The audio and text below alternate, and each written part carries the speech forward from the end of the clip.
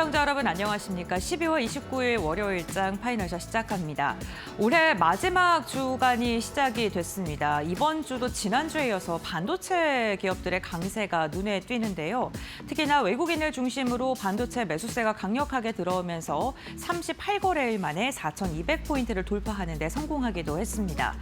특히나 SK 하이닉스의 상승력이 눈에 띄고 있죠. 투자 경고 종목 해제가 되면서 투자 심리가 우호적으로 변화하고 있고요. 대형주 강세가 이번 주 초까지 이어지고 있는 모습입니다. 올해 이제 단 2거래일밖에 남지 않았고요. 그렇게 된다면 이제 우리는 새해를 맞이해서 새로운 전략을 세워야 되는데 오늘도 저희와 함께 그러한 이야기들 자세히 알아보시면 좋을 듯합니다. 올해 들어서 우리 시장의 상승력만큼이나 눈에 띄는 게 원자재 가격들이 지속적으로 가격의 급등세가 나타나고 있다는 것입니다. 금과 은은 물론이고요. 구리까지도 최근 신고가를 돌파했다는 소식이 전해지면서 원자재 가격 상승으로 인해 수혜를 입는 기업들과 피해를 볼 것으로 예상되는 기업들의 희비가 엇갈리고 있는 상황인데요. 그렇다면 원자재 가격이 왜 이렇게 상승했고 우리 산업에 어떠한 영향을 미칠지 이에 대해서 이야기를 나눠보겠습니다. 우선 구리, 금, 은, 백금과 팔라듐까지 동반적으로 가격이 상승하고 있는 모습이 나타나고 있습니다. 가상화폐에서 머니무브가 일어나고 있다. 그리고 실제로 경기가 살아나고 있는 지표다. 여러 가지 해석이 더해지고 있는데요. 우선 금 가격은 온스당 4,560달러로 올해 들어서만 무려 70%가량 급증한 것으로 확인되고 있습니다. 이 가격의 상승은요, 1979년 이후 최대 상승이라는 지금 이야기가 나오고 있는데요. 이와 함께 은 같은 경우는 금보다 더 그 상승세가 눈에 띄죠. 170% 그리고 백금과 팔라듐까지 두 자릿대 급등세가 이어지면서 AI 서버라던가 데이터 센터의 확산이 전선이나 기판, 배터리 필수 광물의 수요 증가로 일어나고 있고 이게 금속 관련된 가격의 상승으로 지금 이어지고 있는 모습이 올해 들어 내내 포착이 되고 있습니다. 그 가운데 닥터코퍼라 불리는 구리 가격의 상승력이 굉장히 눈에 띄는데요. 런던 금속 거래소에서 톤당 12,000달러를 돌파했습니다. 이 12,000달러라는 게 사상 최초로 돌파한 거기 때문에 그 의미가 남다르다고 하고요. 연초 대비 한 40%가량 상승하면서 인상폭도 2009년 이후에 최대 연간 상승폭이라고 합니다. 특히나 런던뿐만 아니라 상하이 선물 거래소에서도 구리 가격이 연일 상승세가 나타나면서 구리 가격의 그 놀라운 상승력이 지금 그래프를 통해서도 확인이 되고 있는데요. 사실 이 금속이라는 게 우리가 데이터 센터를 만들거나 AI 서버를 만들거나 아니 반도체를 만들 때 꼭 필수적으로 필요했던 성장의 연료였다면 지금은 급격한 가격 상승으로 인해서 기업들이 이로 인해 마진이 줄어들고 비용 리스크를 부담해야 되는 그러한 상황까지 놓이게 됐습니다. 그렇다면 원자재 그 가운데서도 구리를 조금 더 자세히 볼까 하는데요. 왜 이렇게 가격이 상승한 걸까요? 우선 수요와 공급적인 측면에서 볼 수 있을 듯합니다. 먼저 비전통적이었던 산업군들이 이러한 구리나 아니면 금속에 대한 필요성이 점점 더 증대하고 있기 때문입니다. 구조적으로 수요가 점점 더 확대될 수밖에 없는 산업이 지금 확장이 되고 있다는 게 가장 큰 포인트인데요. AI 데이터 센터라던가 전력막, 전기차 그리고 신재생에너지까지 우리 산업을 이루고 앞으로 발전하는 데 꼭 필요한 산업군들에게 이런 구리가 필수 불가결적으로 필요한 그렇기 때문입니다. 여기에다가 초대형 AI 데이터 센터를 만들기 위해서 한 곳에 만들 때 5만 톤의 구리가 사용된다고 하는데요. 이렇게 데이터 센터가 세계 곳곳에서 늘어나고 있는 만큼 앞으로 구리의 필요성은 더 중요해질 수밖에 없습니다. 골드만삭스에서는 구리가 AI랑 국방 확대로 인해서 지금 핵심 수혜 금속으로 자리매김하라라고 이야기를 하기도 했는데 구리의 가격이 이러한 수요 확대로 인해서 언제까지 지속될 수 있을지 살펴보셔야 될 것 같고요. 두 번째로는 공급 쇼크입니다.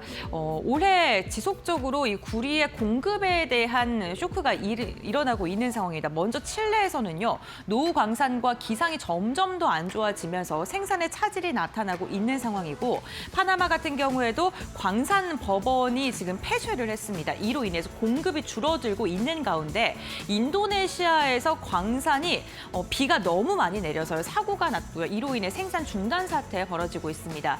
이렇게 공급의 발목을 잡는 여러 가지 기후적인 요건이라던가 외부적인 요건으로 인해서 공급이 줄어들 수밖에 없는 상황이 만들어졌고 이로 인해 공급이 감소가 되고 그리고 수요가 구조적으로 늘고 있다는 것이 금속 가격 상승을 불러일으키는 요인으로 작용했다고 합니다. 다음 장 이어서 확인해 보겠습니다. 이렇게 수요와 공급적인 측면도 있고요. 가격적인 밸류 체인의 좀 무너짐도 공급 가격에 좀 영향을 주고 있는 것으로 보입니다. 앞서서 인도네시아의 광산의 폐쇄라던가 여러 가지 공급 리스크로 인해서 지금 TC가 붕괴된 상황입니다. TC라는 건 재련소가 받는 돈인데요. 광산 같은 경우는 구리의 원강을 광물을 채취를 하고 이걸 재련소에서 맡기게 되면 재련소가 불순물을 제거하고 이거를 정제 구린으로 생산을 해서 전선이나 부품 업체에 납품을 하는 구조로 되어 있습니다. 그런데 지금 2026년 TC가 0달러라고 되어 있는 상황인데 TC가 높으면 광산이 많이 채취가 돼서 공급에 여유가 있다는 거고요. 이게 낮으면 공급에 여유가 없다는 건데 지금은 0이라는 수치를 갖고 있습니다. 그러니까 광산이 완전히 갑에 있는 상태이고요. 재련소가 을에 있는 상태라고 봐주시면 좋을 것 같고요. 통산적으로 재련소 같은 경우에는 원강을 받아서 우리가 이걸 재련을 하더라도 돈이 되지 않기 때문에 만들지 않게 되고 광산 기업들 같은 경우에 지금 원강이 없어서 못 파는 상태입니다. 공급이 막혀 있기 때문에 주고 싶어도 못 주는 상태가 지금 지속되고 있는 거고 결국엔 통상적으로 TC 가격이 하락하면 구리 가격이 상승하는 모습이 나타났었는데 지금도 이러한 구조적인 리스크에 처해 있는 것으로 확인이 되고 있습니다. 이와 함께 네 번째로는 관세와 지정학적 변수도 빼놓을 수 없을 듯합니다. 트럼프 행정부가 일부 구리 수입품에 관세를 부과하고 있는데 앞으로 더 부과할 가능성에 대한 이야기가 나오고 있고요. 이렇게 관세 불확실성이 좀 커지면서 그냥 그럼 미리 구리를 사놓을까라는 심리가 점점 더 커지게 되고 선제적으로 미리 사들이는 사람들이 더 많아지고 있습니다. 그렇다면 실물 재고는 감소할 수밖에 없겠죠. 그렇게 됐을 때 또 다시 가격에 프리미엄이 붙게 돼서 악순환 구조가 현재 진행되고 있는 것으로 확인되고 있는데요. 지금 그래프를 보시게 되면 구리 가격이 상승하는 것과 연동돼서 미국 내 구리 재고도 함께 증가하고 있습니다. 이러한 부분이 지정학적 리스크의 기업들이 이제 앞으로 구리 가격이 더 오를 거니까 미리 사두자, 사재기를 해두자라는 심리가 고스란히 반영된 것이라고 볼 수 있을 듯합니다. 가격은 연일 최고가를 행진을 이어가고 있는데 재고는 점점 줄어드는 그런 리스크적인 국면이 당분간도 이어질 것이다라는 분석도 함께 제기되고 있는 상황입니다. 언제까지 진행이 될까요? 가격이 상승이 돼도 수요가 꺾이지 않을 것이라는 이야기가 많이 나오고 있는데요. 사실 구리 가격이 10%, 20% 오르더라도 이 산업에 미치는 타격은 그렇게 크지 않기 때문에 기업들은 지속적으로 구리를 사용할 것이다라는 이야기가 나오고 있습니다. 구리 가격이 10% 오르더라도 데이터 센터의 비용은 0.27%, 전기차 가격에는 0.07% 상승에 영향을 미치기 때문에 기업들은 가격이 올라도 구리가 꼭 필요하니까 대체 용품을 찾는 것보다는 구리를 계속해서 소모할 수밖에 없는 그런 상황이 당분간은 이어질 것이라는 시장의 분석이 나오고 있고요. JP모건에서는 내년에 광산 공급 증가율이 단 1.4%에 그칠 것이다라고 전망을 하면서 연초 예상 대비 약 50만 톤가량이 부족할 것으로 내다보고 있습니다.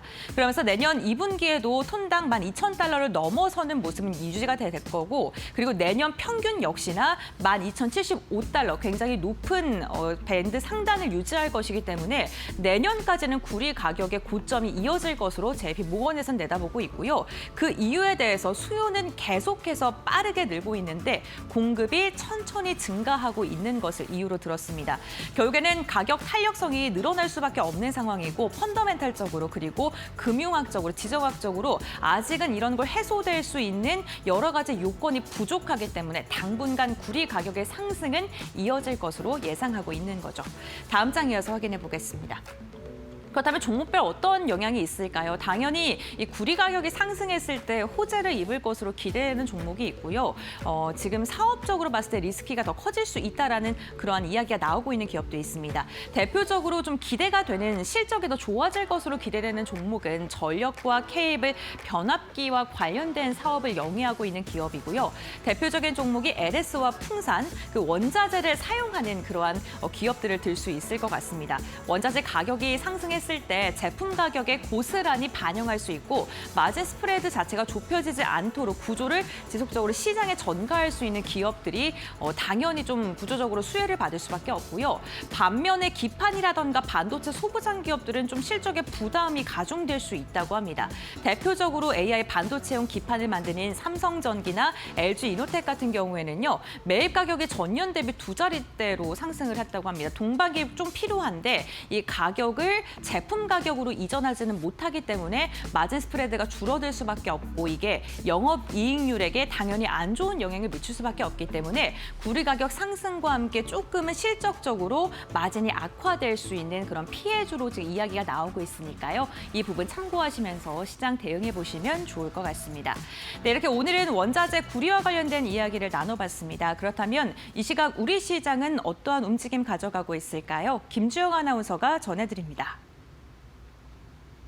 네, 시장 흐름 같이 한번 체크해 보시죠. 오늘 배당락이라도 불구하고 국내 증시는 동반 강세를 보이고 있습니다. 삼성전자가 오늘 프리마켓에서 12만 전자를 터치해냈고요. SK하이닉스가 투자 경고 종목에서 해제가 되면서 5%대 급등을 이어가고 있습니다. 오늘 국내 증시 장중 상승폭도 키워가고 있는 모습인데요. 일중 흐름 통해서 좀 더 자세하게 체크해 보시죠. 코스피 먼저 확인해 보시면은요. 오늘 코스피 상승으로 출발했고요. 일중 고점을 계속해서 높여가는 모습이었습니다. 오늘 특히나 코스피는 4,200선에 복귀를 했는데요. 지난 11월 4일 이후 38거래일 만에 4,200선에 복귀를 해냈습니다. 오늘 삼성전자와 SK하이닉스가 급등하면서 코스피 지수를 견인해주고 있다는 점 체크해 보시면 좋을 것 같고요. 현재 구간에는 1.7%가량 상승하고 있습니다. 코스닥 확인해 보겠습니다. 네, 오늘 코스닥도 장중에 상승폭을 키워가고 있는 모습 확인되고 있습니다. 오늘 일중 고점이 932포인트였고요. 현재 코스닥 931포인트 선 지나가고 있습니다. 올해 이제 거래일이 이틀 정도 남았는데요. 그에 따라 시장에서는 내년 초에 있을 이벤트에 주목하고 있는 모습입니다. CS2016과 또 JP모건 헬스케어 등에 대한 기대감으로 오늘 제약바이오 그리고 로봇주들 상승 흐름 가져가고 있고요. 코스닥을 견인해주고 있다는 점 체크해 보시죠. 이어서 수급적인 부분도 확인해 보겠습니다. 오늘 유가증권 시장에서는 외국인들 순매수 포지션 취하고 있습니다. 5거래일 연속 담아내고 있는 외국인인데요. 다만 특징적인 부분은 그간 전기전자 업종을 중심으로 담아냈지만 오늘은 운송장비와 부품을 중심으로 해서 순매수 포지션 취하고 있다는 점 체크해 보시고요. 기관의 경우에는 6거래일 만에 매도로 전환을 했습니다. 2,600억 원 이상 팔아내고 있고 개인의 경우에는 6거래일 만에 순매수 포지션 취하고 있다는 점 확인해 보시죠. 이어서 코스닥도 살펴보겠습니다.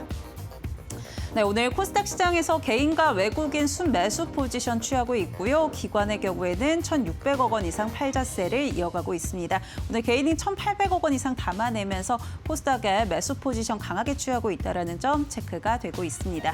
이어서 오늘 시장에서는 어떤 이슈들 부각되고 있는지 키워드 통해서 체크해 보시죠.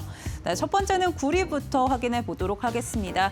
원자재 기업 가격이 최근 연일 상승 랠리를 이어가고 있습니다. 금과 은뿐만 아니라 구리도 사상 최고치를 돌파했는데요. 톤당 12,000달러를 돌파하면서 계속해서 가격을 높여가고 있는 모습이고요. 이렇게 구리 가격이 상승한 배경에는 AI 인프라에 대한 투자 확대, 또 금리 인하에 대한 경기 회복 기대감이 있고요. 여기에 또 주요 생산국들의 공급 차질 문제도 불거지면서 구리 가격 상승에 따라 관련주들 오늘장에서 강한 흐름 가져가고 있습니다. 종목 흐름 체크해 보시죠. 네, 현재 이구 산업은 8.7%가량 급등하고 있고요. 오늘 52주 신고가를 경신해냈습니다. LS의 경우에는 8.6% 급등, 풍산도 6%가량 상승하고 있고요. 고려아연은 5.9%, KBI 메탈의 경우에는 3%가량 오름세 보여주고 있다는 점 확인해 보시죠. 이어서 두 번째 키워드 체크해 보겠습니다. 네, 방산 확인해 보면은요. 오늘 방산주들이 반등 흐름을 가져가고 있습니다. 올해 방산 빅4의 연간 합산 영업이익이 5조 원을 돌파할 것이다라는 전망이 나온 상황인데요. 여기에 수주 잔고도 100조 원을 돌파하면서 이제는 단기가 아니라 중장기적으로 살펴봐야 된다라는 전망이 나온 상황입니다. 오늘 관련주들 흐름 강한데요. 현재 구간 흐름도 체크해 보겠습니다.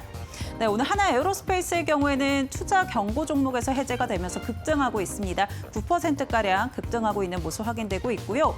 LIG 넥스원도 8.4%, 파이버프로 7%가량 상승하고 있고 한국항공우주도 6.7%, 현대로템의 경우에는 5.3% 급등세를 이어가고 있습니다. 방산주까지 체크해봤고요. 이어서 종목별 특징 통해서 같이 한번 시장 흐름 체크해보시죠. 네, 다시 돌아온 월요일 파이널샷 함께하고 계십니다. 신민영입니다. 이어서 종목 파인더로 보다 자세한 종목별 흐름 체크해보고요. 투자 전략도 정비해보도록 하겠습니다. 오늘도 여러 가지 특징주들 한자리에 모아봤고요. 첫 번째 특징주 바로 열어볼게요. 네, SK하이닉스 살펴보도록 하겠습니다. 투자 경고 종목에서 드디어 해제가 되면서 또 다른 모멘텀이 되어주고 있고요. 장중에 63만 원 선을 탈환하는 움직임 나타나고 있습니다. 지난달 11일에 기록했었던 장중 최고점을 다시 좀 바짝 다가가는 그런 움직임이 포착되고 있습니다. 그동안 SK하이닉스 주가의 발목을 잡고 있었던 부분이 투자 경고 종목에 지정됐다라는 건데 이러한 지정 요건이 좀 변경될 것이라는 기대감이 있었죠. 드디어 이제 거래소에서 투자 경고 종목 지정의 요건을 변경하기로 했습니다. 일단 예상을 했던 대로 시가총액 탑10 종목들은 제외를 하기로 했고 또 종목 지정의 요건도 상승률 대신 지수 대비 초과 수익률로 변경하기로 결정을 했습니다. 이러한 소식 오늘 SK하이닉스 주가에 호재가 되어주고 있는 상황이고요. 반도체주 전반에도 호재성 뉴스가 많이들 들려왔습니다. 지난주에 미국의 마이크론이 신고가를 다시 쓰기도 했고 또 삼성이 투자한 AI 칩 스타트업이죠. 그룹 관련해서 엔비디아가 IP를 사들였다는 소식도 있었습니다. HBM4 관련 소식 그리고 삼성전자가 엑시노스에 탑재하는 GPU 관련해서 독자 개발에 성공했다라는 뉴스도 오늘 주가에 반영이 되고 있고요. 지난주 이 시간에도 전해드렸었는데 노무라 증권이 삼성전자의 주가와 SK하이닉스의 목표 주가를 상향 조정했습니다. 각각 16만 원, 88만 원을 제시하기도 했었는데 오늘도 NH투자증권에서 SK하이닉스에 대해서 강력한 메모리 수요가 실적을 끌어올릴 것이라는 전망과 함께 역시나 목표 주가를 상향했습니다. 기존의 86만 원에서 88만 원으로 상향 조정한 리포트 제시하면서 오늘 주가 끌어올리고 있는 상황입니다. 반도체주 분위기 어떤지 함께 체크해 보도록 하겠습니다.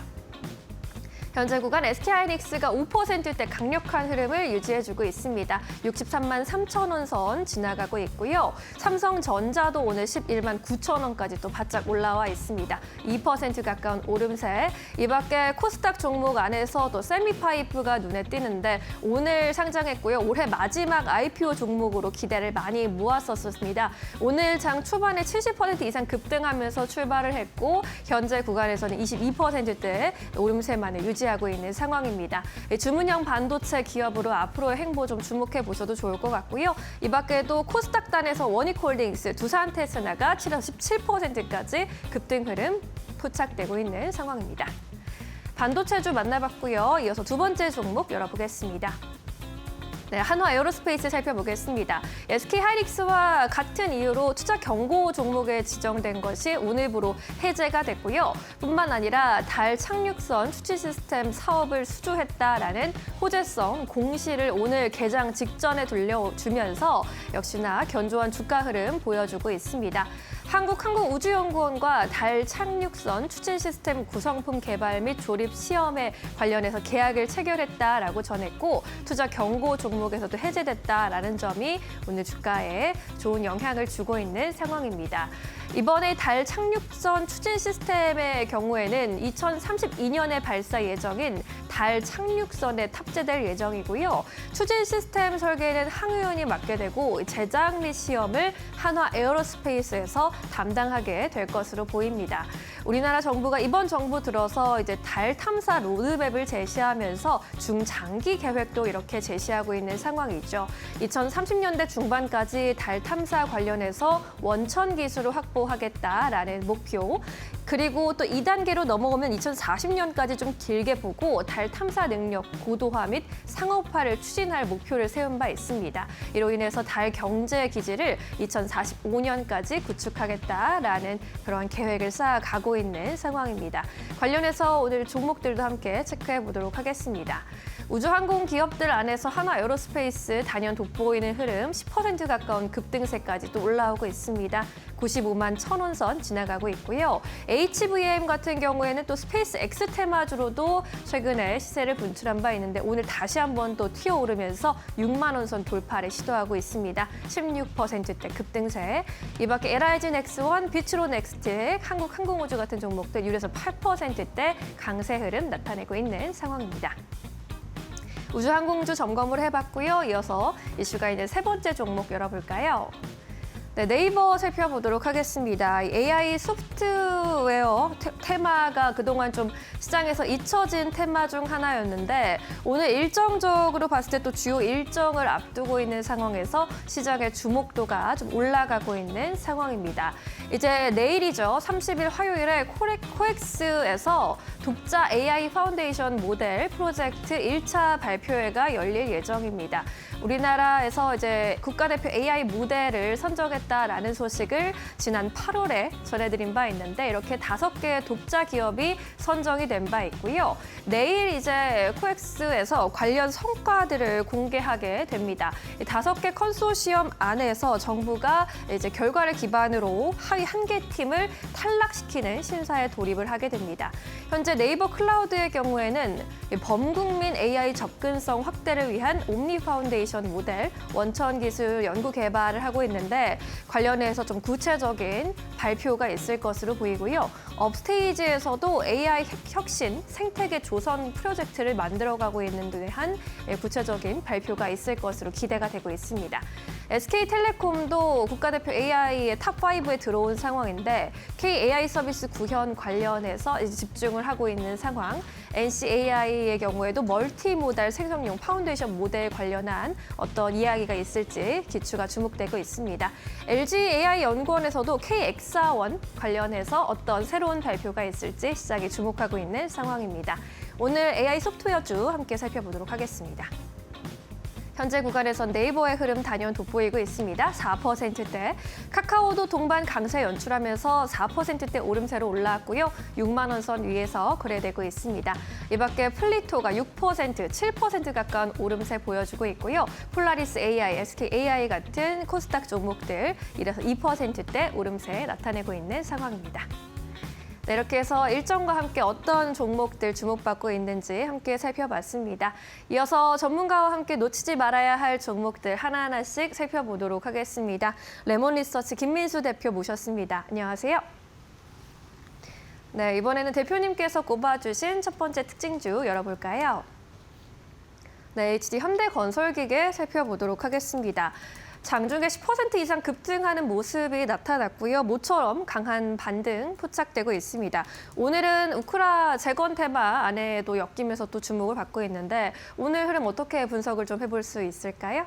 네, 일단 HD현대건설기계 수급부터 보게 되면 일단 외국인들이 하루 만에 매수세로 좀 전환되는 모습들이고요.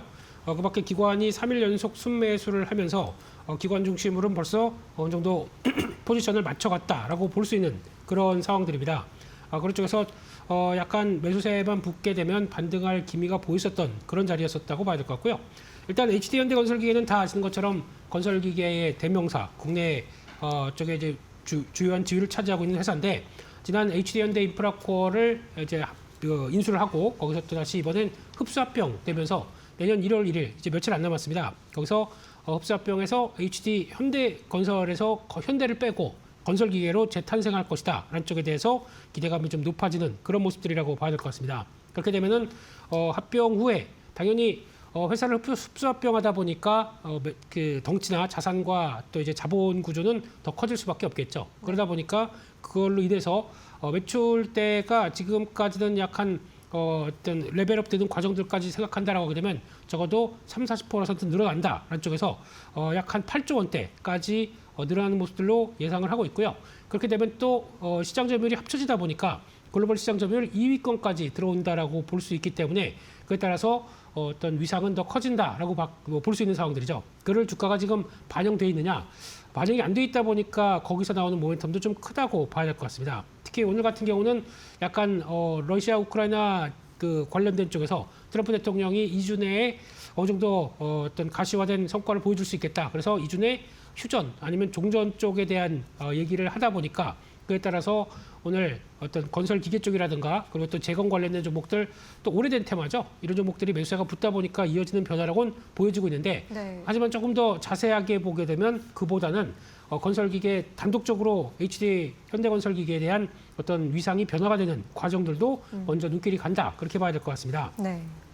그런 쪽에서 이제 이렇게 되기 시작하게 되면 라인업들이 확대가 되기 시작합니다. 저희가 보통 건설 현장이나 아니면 외부에서 이렇게 볼 수 있을 HD 현대건설기계의 장비를 보게 되면 약간 좀 큰 것들만 많이 보는데 의외로 초소형 같은 경우도 많이 있습니다. 즉 조금 더 다른 모습들이 다양하게 라인업이 돼 있다고 봐야 될 것 같고요. 그러다 보니까 풀 라인업으로 갖춘 구조 쪽에서 소형부터 대형까지 갖고 있다라고 봐야 될 것 같고 게다가 또 HD 현대인프라코어가 갖고 있는 영역 쪽에서 엔진 쪽이죠. 이쪽이 조금 더 확대되기 시작하게 되면 방산 쪽의 엔진, 특히 전차로 들어가는 K2 전차의 폴란드 2차부터 납품을 하기 시작하면서 나오는 변화까지 생각한다라고 하게 되면 훨씬 더 앞으로에 대한 엔진 사업부에 대한 기대감들이 더 클 텐데 이것까지도 반영이 될 수 있겠다라고 봐야 될 것 같고요. 게다가 또 애프터마켓까지 영역을 확대시킨다라고 하게 되면 서비스 유지 보수에 대한 기대감도 같이 커질 수가 있겠죠. 그래서 들어가는 또 납품을 소모품을 받아다가 같이 또 액션을 취한다라고 하게 되면 거기서 나올 수 있는 부분들도 크기 때문에 이것까지 다 합치게 되면은 2030년도 매출이 한 14조 8천억까지 목표로 하고 있다라고 하게 되면 지금 대비해서 거의 뭐 70% 이상 커질 수 있다라는 쪽들에 대한 기대감도 서서히 반영이 되리라고 봐야 될 것 같고요. 그렇게 되면은 그에 따른 이제 시너지 효과가 분명히 나오는 부분들 또 체크를 해야 되겠죠.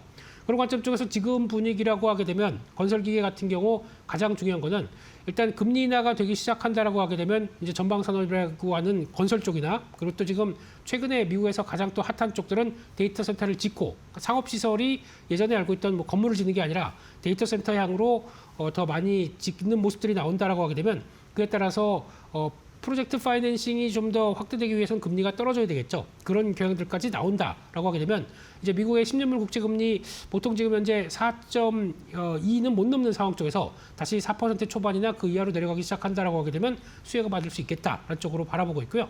그런 쪽에서 미국의 캐터필라 같은 경우도 동향들을 같이 체크하면서 어떤 같은 움직임이 나올 수 있는지도 보셔야 될 것 같고요. 네. 그 밖에 조선이나 플랜트 에너지 같은 쪽까지도 다 확대가 되면서 관련돼서 또 프로젝트가 커진다 그러면은 당연히 땅을 파고 거기다 또 어떤 구조 작업들을 하기 시작하게 되면은 그에 따른 기대감들이 더 높다라고 봐야 되기 때문에 인프라라든가 또 자원 개발 요즘 같은 경우 또 어떤 금의 강세에 이어서 은도 폭등하고 있죠. 네, 조만간 구리까지 또 가격이 강세로 간다라고 하게 되면 또 이제 광산과 관련된 모멘텀 쪽에서 자원 개발에 대한 사이클들이 본격적으로 들어오는데 그럼 그 광산을 다시 개발한다. 당연히 건설 기계가 더 많이 수요가 늘어나겠죠. 이런 관점까지 본다라고 하게 되면 우상향에 대한 기대감들, 주가에 대한 실적에 대한 기대감들이 다 높아질 수 있겠다라고 봐야 될 것 같고요. 그런 쪽에서 내년에 영업이익 전망치가 2,580억, 그래가지고 올해보다 40% 늘어나는 수치로 전망을 하고 있습니다. 근데 이게 지금 연결 기준으로 인프라코어가 들어가기 시작하게 되면 올해 약간 보수적인 실적이 아닐까라고 판단이 되고 있고요. 이런 쪽에서 지금 현재 시총이 1조 8천억대다. 올라서 이 정도다라고 하게 되면 영업이익 기준에도 한참 못 미치는 모습들이기 때문에 추가로 실적에 대한 부분까지 반영한다라고 하게 되면 기대감을 더 높일 수 있겠다라는 점들도 생각하면서 보시는 게 좋겠다. 그렇게 말씀드리겠습니다. 네, 현대건설기계 만나봤습니다. 1월 1일에 본격적인 합병을 코앞에 두고 있는 상황, 앞으로의 주가 흐름 기대해 보도록 하겠습니다. 첫 번째 특징주 만나봤고요. 이어서 두 번째 특징주 열어보겠습니다. 네, 한국항공우주 살펴볼까요? 역시나 장중에 7% 가까운 오름세 연출하고 있고요. 오늘 앞서 한화에어로스페이스도 짚어봤지만 우주항공, 방사한 테마 전반적으로 분위기 좋습니다. 오늘 흐름 어떻게 보세요? 네, 한국항공우주도 크게 추세가 이상 없는 가운데 우상향 패턴 유지하는 모습들 쪽에서 오늘 수급을 보게 되면 기관과 외국인 하루 만에 다시 매수세로 전환하면서 최근에 방산주에 대한 모멘텀들이 그렇게 크지 않았는데 다시 한번 변화가 좀 들어간다. 그렇게 확인할 수 있을 것 같습니다. 앞서 말씀드렸듯이 러시아 우크라이나 종전 기대감이 나오면서 상대적으로 재건주가 부각받게 되면 지금까지는 방산주가 좀 처지는 모습들이었는데 그게 아니라 앞서 한화 에어로스페이스에서도 바로 또 5조대 수주 계약이 나오기 시작하다 보니까 그와 함께 글로벌 방위비는 어차피 러우 전쟁이 종전이나 휴전이 된다고 하더라도 여전히 확대가 되는 추세다. 러시아의 야욕이 여기서 끝나겠느냐라고 하는 모습들이 나오다 보니까 여전히 기대감이 높아지는 흐름이라고 봐야 될 것 같고요. 일단 실적은 3분기 때 실적들이 좀 위축됐습니다. 그렇지만 회복이 될 거라고 바라보고 있고요. 받았던 쪽에서 매출이 좀 지연된 거지 뭐 취소된 게 아니다라고 하는 점 쪽에서는 여전히 앞으로의 기대감을 높인다고 봐야 될 것 같고요. 특히 미룬 헬기 납품 일정이 다시 들어올 걸로 보여지고 있고 폴란드양 FA50 사업의 진행률이 다시 인식이 되기 시작하게 되면 충분히 실적들은 돌아선다라고 바라보고 있고요. 그 밖에 또 추가적인 수주 가능성들이 높아지는 게 FA50 관련된 이제 훈련기나 KF-21이죠. 관련된 이제 전투기 쪽에서 이번에 태국과 캄보디아 관련된 이제 국지전이 발생했을 때 또 출격했던 태국의 전투기가 뭐 KF-21이다 뭐 이런 얘기가 나오기 시작하면서 국산이다라는 쪽에 대해서 약간 재조명을 받았던 모습들도 나오고 있고요. 그 밖에 가동 헬기 수리온 쪽이죠. 이쪽들도 어느 정도 완제기 중심으로 해외 쪽에서 수출이 늘어나고 수주가 늘어날 가능성이 높다는 쪽으로 봤었을 때 이를 통해서 추가적으로 이제 동남아 쪽의 필리핀이라든가 그리고 또 폴란드, 동유럽 쪽이죠. 말레이시아 이런 쪽까지 신규 고객 확보가 될 가능성이 더 높다는 쪽으로 바라보게 되면 수주 잔고 현재 29조 원대 정도는 충분히 앞으로의 실적을 끌어갈 수 있겠다라고 봐야 될 것 같고요. 그런 쪽에서 중요한 FA50 관련된 쪽에서 개발 지연 리스크가 좀 있었는데 대부분 해소됐다라고 하게 되면 조금 더 자연스러운 어떤 실적의 개선 쪽으로 가지 않나라는 쪽으로 봐야 될 것 같고요.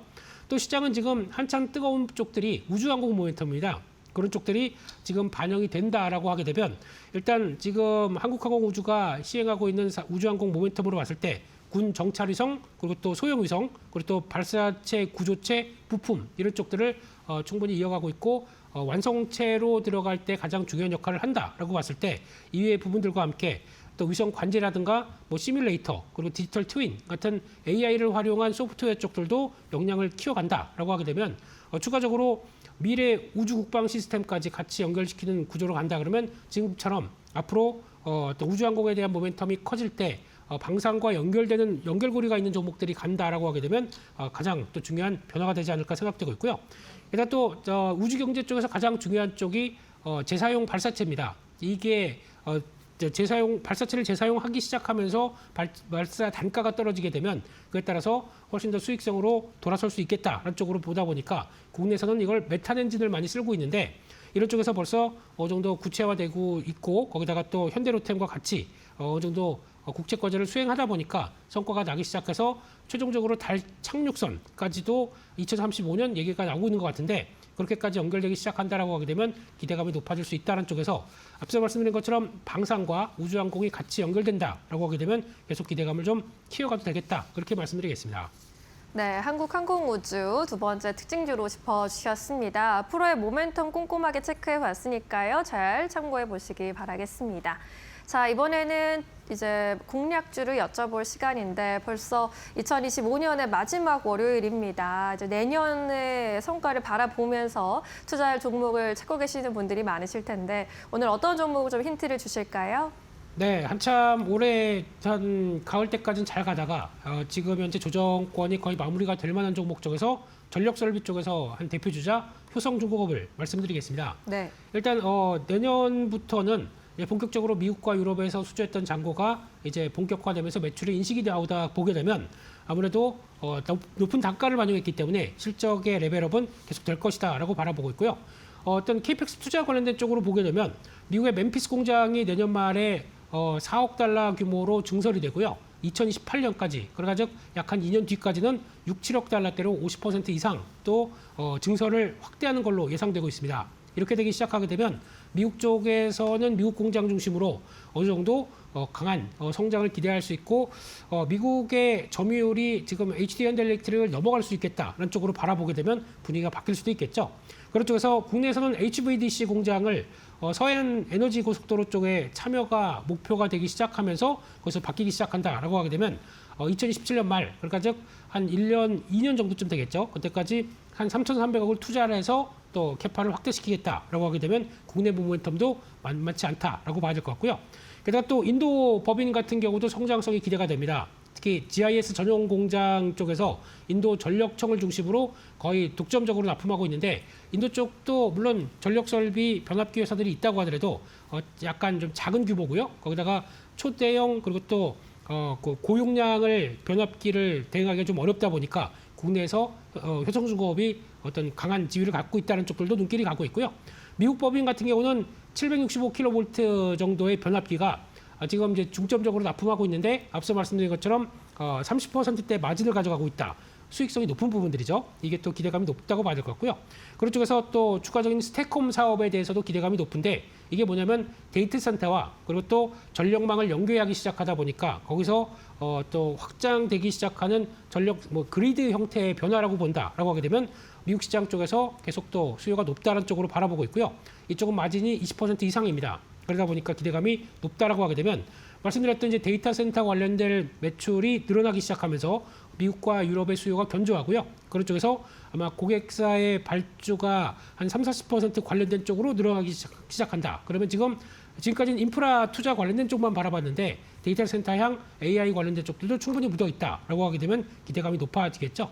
그런 쪽에서 지금 내년에 영업이익이 한 1조 원대까지 육박될 걸로 보여지면서 올해 대비해서 한 46% 증가할 걸로 보여지고 있는데 이제 시총이 한 17조 원대 됩니다. 그러다 보니까 좀 어느 정도 반영했다고는 볼 수 있겠지만 성장하는 쪽과 계속 또 사이클이 확대된다라고 하게 되면 시총 기준으로는 20조 원대 이상, 그러자 성장 밸류를 더 받아가도 되지 않겠느냐라는 쪽으로 보게 되면 아직까지는 추가 상승 여력이 더 있다라고 봐야 될 것 같고요.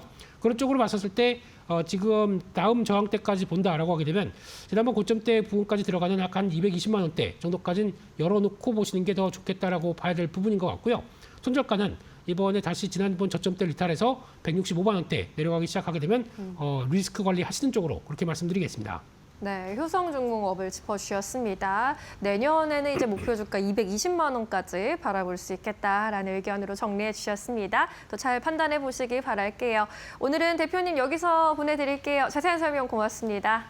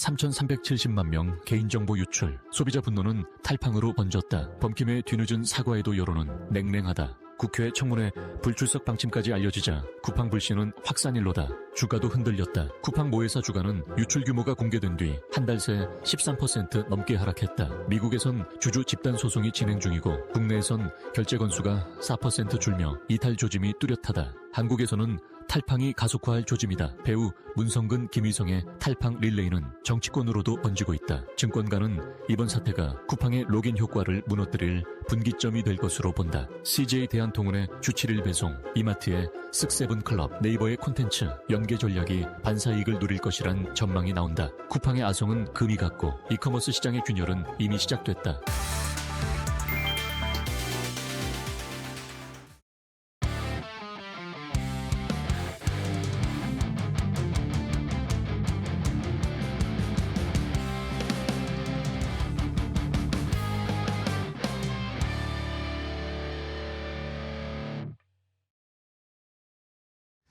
자, 코스피 5천 시대를 향해서 홈런 쏘아 올릴 수 있을 만한 좋은 업종과 종목들 소개를 해드립니다. 이재선의 말로 홈런 시즌2. 자, 오늘도 이데일리온의 이재선 파트너와 함께하도록 하겠습니다. 안녕하세요, 파트너님. 네, 안녕하세요. 네, 크리스마스 잘 보내셨죠? 네, 좀 못 뵌 사이에 젊어지신 것 같습니다. 아, 그런가요? 네, 스타일이 좋아지신 것 같은데요. 네, 네, 스트레스를 해소하고 왔습니다. 자, 그러면 오늘 또 시장이 이제 오늘 내일 2025년이 이틀밖에 이 거래밖에 남지가 않았어요. 근데 네. 마지막에 지금 막 피크를 쏘아 올리고 있습니다. 네네. 오늘 시장 어떻게 보고 계십니까? 제가 볼 때는 호수 앵커님 그 표정처럼 굉장히 기분 좋게 보는 시장이 맞지 않나 네, 싶은데요. 그러니까요. 네, 전체적으로 섹터들이 뭐 반도체를 중심으로 해서 올라오고 있고, 제가 최근에 이렇게 말씀드렸습니다. 외국인들이 선물 매도를 많이 쌓아놓고 있으면 하락에 대한 리스크가 커지는데 이 부분을 해소하기 시작했다. 지난달 말부터 해서 이달 초까지 해서 해소를 해서 아랫방향은 걱정 안 해도 될 것 같다. 이제 박스권 대응하다가 돌파할 수 있을 것 같다 말씀을 드렸어요. 그리고 나서 이제 선물 옵션 만기를 지나고 나서 이제 윗방향에 대해서 이제 조금 고려를 하나 싶었는데 외국인들이 콜옵션 매도를 쌓아놓으면서 올라갈 수 없는 이런 상황을 만들어놨다라고 했는데 이 부분이 지금 풀리고 있습니다. 그러면서 지난주부터 위에 막아놨던 부분을 해제하면서 언제 4,200을 돌파해도 이상할 게 없는 상황. 게다가 삼성전자와 SK하이닉스가 아마 오늘 종가 기준으로 보면은 하이닉스도 종가 기준으로는 또 사상 최고치 넘어갈 가능성이 매우 높아 보이는데, 자, 이런 상황에서 이제 뭐 조방원이나 이런 쪽이 같이 뒷받침이 되면서 지수를 함께 끌고 갈 수 있다라고 하면은 4,200포인트를 돌파하면서도 주도 섹터는 바뀌지 않는다라는 것을 여러분들이 다시 한번 느낄 수 있을 겁니다. 그러면은 코스피는 기존에 대응하셨던 뭐 조방원과 반도체 그리고 지주사 중심으로 보시면 되지 않을까 싶고요. 그리고 2026년 이제 CES와 JP모건 헬스케어 컨퍼런스, 우리가 2주에 걸쳐서 정리를 했지만 아직도 남은 종목이 많이 있습니다. 그 부분은 제가 2026년이 되면 또 이제 연초부터 해서 계속 알려드릴 거니까 그 부분을 계속 보시면 될 거고, 핵심 섹터는 이바봇이라고 말씀을 드렸습니다. 이 성장 섹터 중심으로 보시는 분들은 이제 코스닥 좋아하시는 분들이 보통은 많은데, 이바봇 쪽은 이제 성장 섹터, 그리고 앞에 말씀드린 조방원 단지 요 5가지 섹터는 이제 실적이 뒷받침되는 섹터다라고 생각하시면은, 제가 볼 때 이 8개 섹터에다 K컬처까지 돌려서 여러분들이 포트폴리오를 순환한다라고 하면은 2026년에 걱정이 없을 것 같아요. 그래서 여러분들 시장 아주 편안하게, 고수 앵커님 얼굴 표정만큼 즐겁게 보낼 수 있는 시장이 다가오고 있으니까 이제 고점 돌파 얼마 안 남았다라고 자신 있게 말씀드리겠습니다. 네, 알겠습니다. 자, 오늘 오늘 내일 이틀밖에 남지 않았는데 코스피가 다시 4,200포인트까지 올라오고 마지막 불을 뿜고 있습니다. 자, 그러면 이제 오늘 시장에서 또 이제 내년을 준비하는 좋은 업종을 골라봐야 될 텐데요. 오늘 내일 이제 남은 2025년 이틀 동안은 뭘 골라봐야 될까요? 어떤 쪽을 보세요? 네, 제가 방금 그 핵심 sek터를 말씀드렸는데 네네. 이 핵심 섹터를 들으면서 내 종목만 안 올라라고 생각하시는 분이 계실 거예요. 제가 볼 때는 2차 전지 섹터를 보유하신 분들은 2차 전지 배터리요. 오늘 네. 굉장히 소외돼 있지 않나라는 생각이 그러게요. 들 것 같습니다. 오늘 다 올라가는데. 네. 오늘 문제의 섹터가 2차 전지 섹터인데 저는 그렇게 생각합니다. 제가 분명히 10월 정도부터 해가지고 제가 올해 2차 전지 섹터 목표한 게 1차 반등 이후에 한 번 쉬고 그리고 1차 반등 나왔던 고점 부분을 돌파 시도하는 정도까지만 해도 올해 성공이다라고 말씀을 드려왔었는데 이게 작년 12월에 말씀드린 비유였는데 한 2달 정도 빨라진 것 같습니다라고 말씀을 드렸어요. 그래서 이 움직임이 10월에 나왔다라고 말씀을 드렸는데 그러고 나서 지금 휴식 구간을 취하고 있다는 건 오히려 지금 쉬고 있는 구간 내 종목만 안 올라라고 섭섭해하기보다는 지금 휴식을 취하니까 더 많이 매집할 수 있는 구간을 주는 것이고 내년에 이 바봇이 움직인다라고 하면 그중에 앞에를 차지하고 있는 2차 전지주 기대감이 높은 거구나. 지금 잠깐 숨고르기 하는 거구나. 수급이 반도체, 방산 이쪽으로 조선 이런 쪽으로 넘어가다 보니까 아직까지 2차 전지로 순환이 안 돼서 그런 거고 이 다음 차례로 순환이 돌겠구나라고 생각하시면은 오히려 지금이 기회가 될 수 있는 구간이다라고 저는 생각을 해요. 그래서 그동안 계속 말씀드렸지만 리튬 가격이 바닥을 치고 있다가 이제 슬쩍 올라오고 있는데 제가 분명히 한 달도 안 됐죠. 이달 초 정도 말씀드릴 때까지만 해도 6월에 57.52안에서 92안까지 왔습니다라고 했는데 지금 112안 돌파하고 있습니다. 네. 탄산 리튬 가격이 계속 올라가고 있다는 거 이런 측면에서 여러분들이 2차 전지주가 이제 다시 한번 살아나기 시작하고 있구나. 수요가 늘어나고 있구나라는 걸 여러분들이 느끼셔야 되는 거예요. 지표상으로도 이미 나오고 있습니다. 그렇다라는 거는 바로 주가에 반영될 수는 없어요. 이게 가격이 오르다 보면은 이제 주가에는 그 뒤에 실적이 발표될 때 진짜로 이제 좋아지는 건가라는 게 여러분들 눈으로 확인돼야지 여러분도 안심하실 거 아니에요. 다 똑같습니다. 그러면은 4분기 실적, 1분기 실적까지 확인하면서 점진적으로 좋아진다라고 말씀드렸으니까 오히려 지금 같은 구간이 좀 기회가 될 수 있다. 그리고 유럽 같은 경우에는 전기차 관련 제도적인 인프라, 보조금을 축소하는 대신에 인프라를 확장하고 제도적인 부분으로 혜택을 주겠다라고 얘기를 하고 있죠. 독일 같은 경우만 해도 미국하고 똑같이 뭐 보조금 폐지하겠다라고 한 다음에 전기차 판매량이 줄었었단 말이에요. 그런데 올해부터는 이런 제도적인 부분을 확보하자마자 다시 판매량이 야금야금 올라오고 있다는 거. 그리고 내년에는 더욱더 강력하게 회복된다는 거 여러분들이 생각하셔야 되고 AIA 위주로 해가지고 지금 데이터 센터 계속 구축한다는 거 다들 알고 계실 거예요. 그래서 ESS 중요한데 지금 2차 전지 쪽이 다 ESS 쪽으로 넘어가 있죠. 지금 전기차 캐즘을 맞이해가지고 우리나라의 그 뛰어난 하이니켈, 삼원계 양극재 쪽 당연히 이 부분도 진출을 해서 잘하고 있고 그리고 기술을 발전시키고 있는데 조금 진입장벽은 낮지만 안정성이 높은 ESS 쪽으로 해서 지금 우리도 진출을 해서 이미 개발이 완료돼서 공급을 하기 시작합니다. 그러면은 미국에는 중국이 진출할 수가 없는 법안을 계속 제정하고 있고 이게 본인들의 안보하고도 직결된다라고 얘기하고 있는데 중국산을 사용하겠습니까? 중국은 이제 다 막혀 있는 시장이란 말이에요. 그렇다라고 하면은 그 경쟁자인 우리나라의 이런 배터리 업체들이 수혜를 받을 수 있다라는 걸 생각하시면 될 것 같습니다. 게다가 로보틱스 같은 경우도 에너지 공급, 뭐 심장에 이제 공급해주는 이런 에너지다라고 생각하면은 앞으로 무궁무진하게 발전할 수 있는 게 2차 전지라고 보시면 될 것 같아요. 그래서 오늘 내 종목만 안 오른다가 아니라 오늘 내 종목을 더 많이 매수할 수 있는 기회를 주는구나라고 생각하신다라고 하면은 제가 볼 때 2026년에 여러분들 계좌 활짝 피어나지 않을까 싶습니다. 네, 알겠습니다. 자, 오늘 시장이 뭐 반도체도 가고 방산주도 막 급등을 하고 있는데 2차 전지만 안 가서 가지고 계신 분들이 가슴이 아프셨을 텐데 오히려 조금 더 추가 매수를 할 수도 있는 기회다. 아니면은 2차 전지 살까 말까 하면서 고민하신 분들이 또 굉장히 많거든요. 또 떨어지지 않을까 이런 걱정 때문에 고민하신 분들에게도 오늘 어떻게 보면 기회가 될 수도 있을 것 같습니다. 자, 그러면 종목을 하나씩 골라보도록 하겠습니다. 오늘 4번 타자 업종은 2차 전지 배터리 관련 종목이고 가장 먼저 1루까지 진출할 수 있을 안타 종목으로 뭘 볼까요? 대형주. 네, 묵직한 종목으로 보는데 오늘은 이제 삼성 SDI를 삼성으로 갈까요? 오늘은? 네. 왜냐하면 LG는 여러분들이 불안하실 거예요.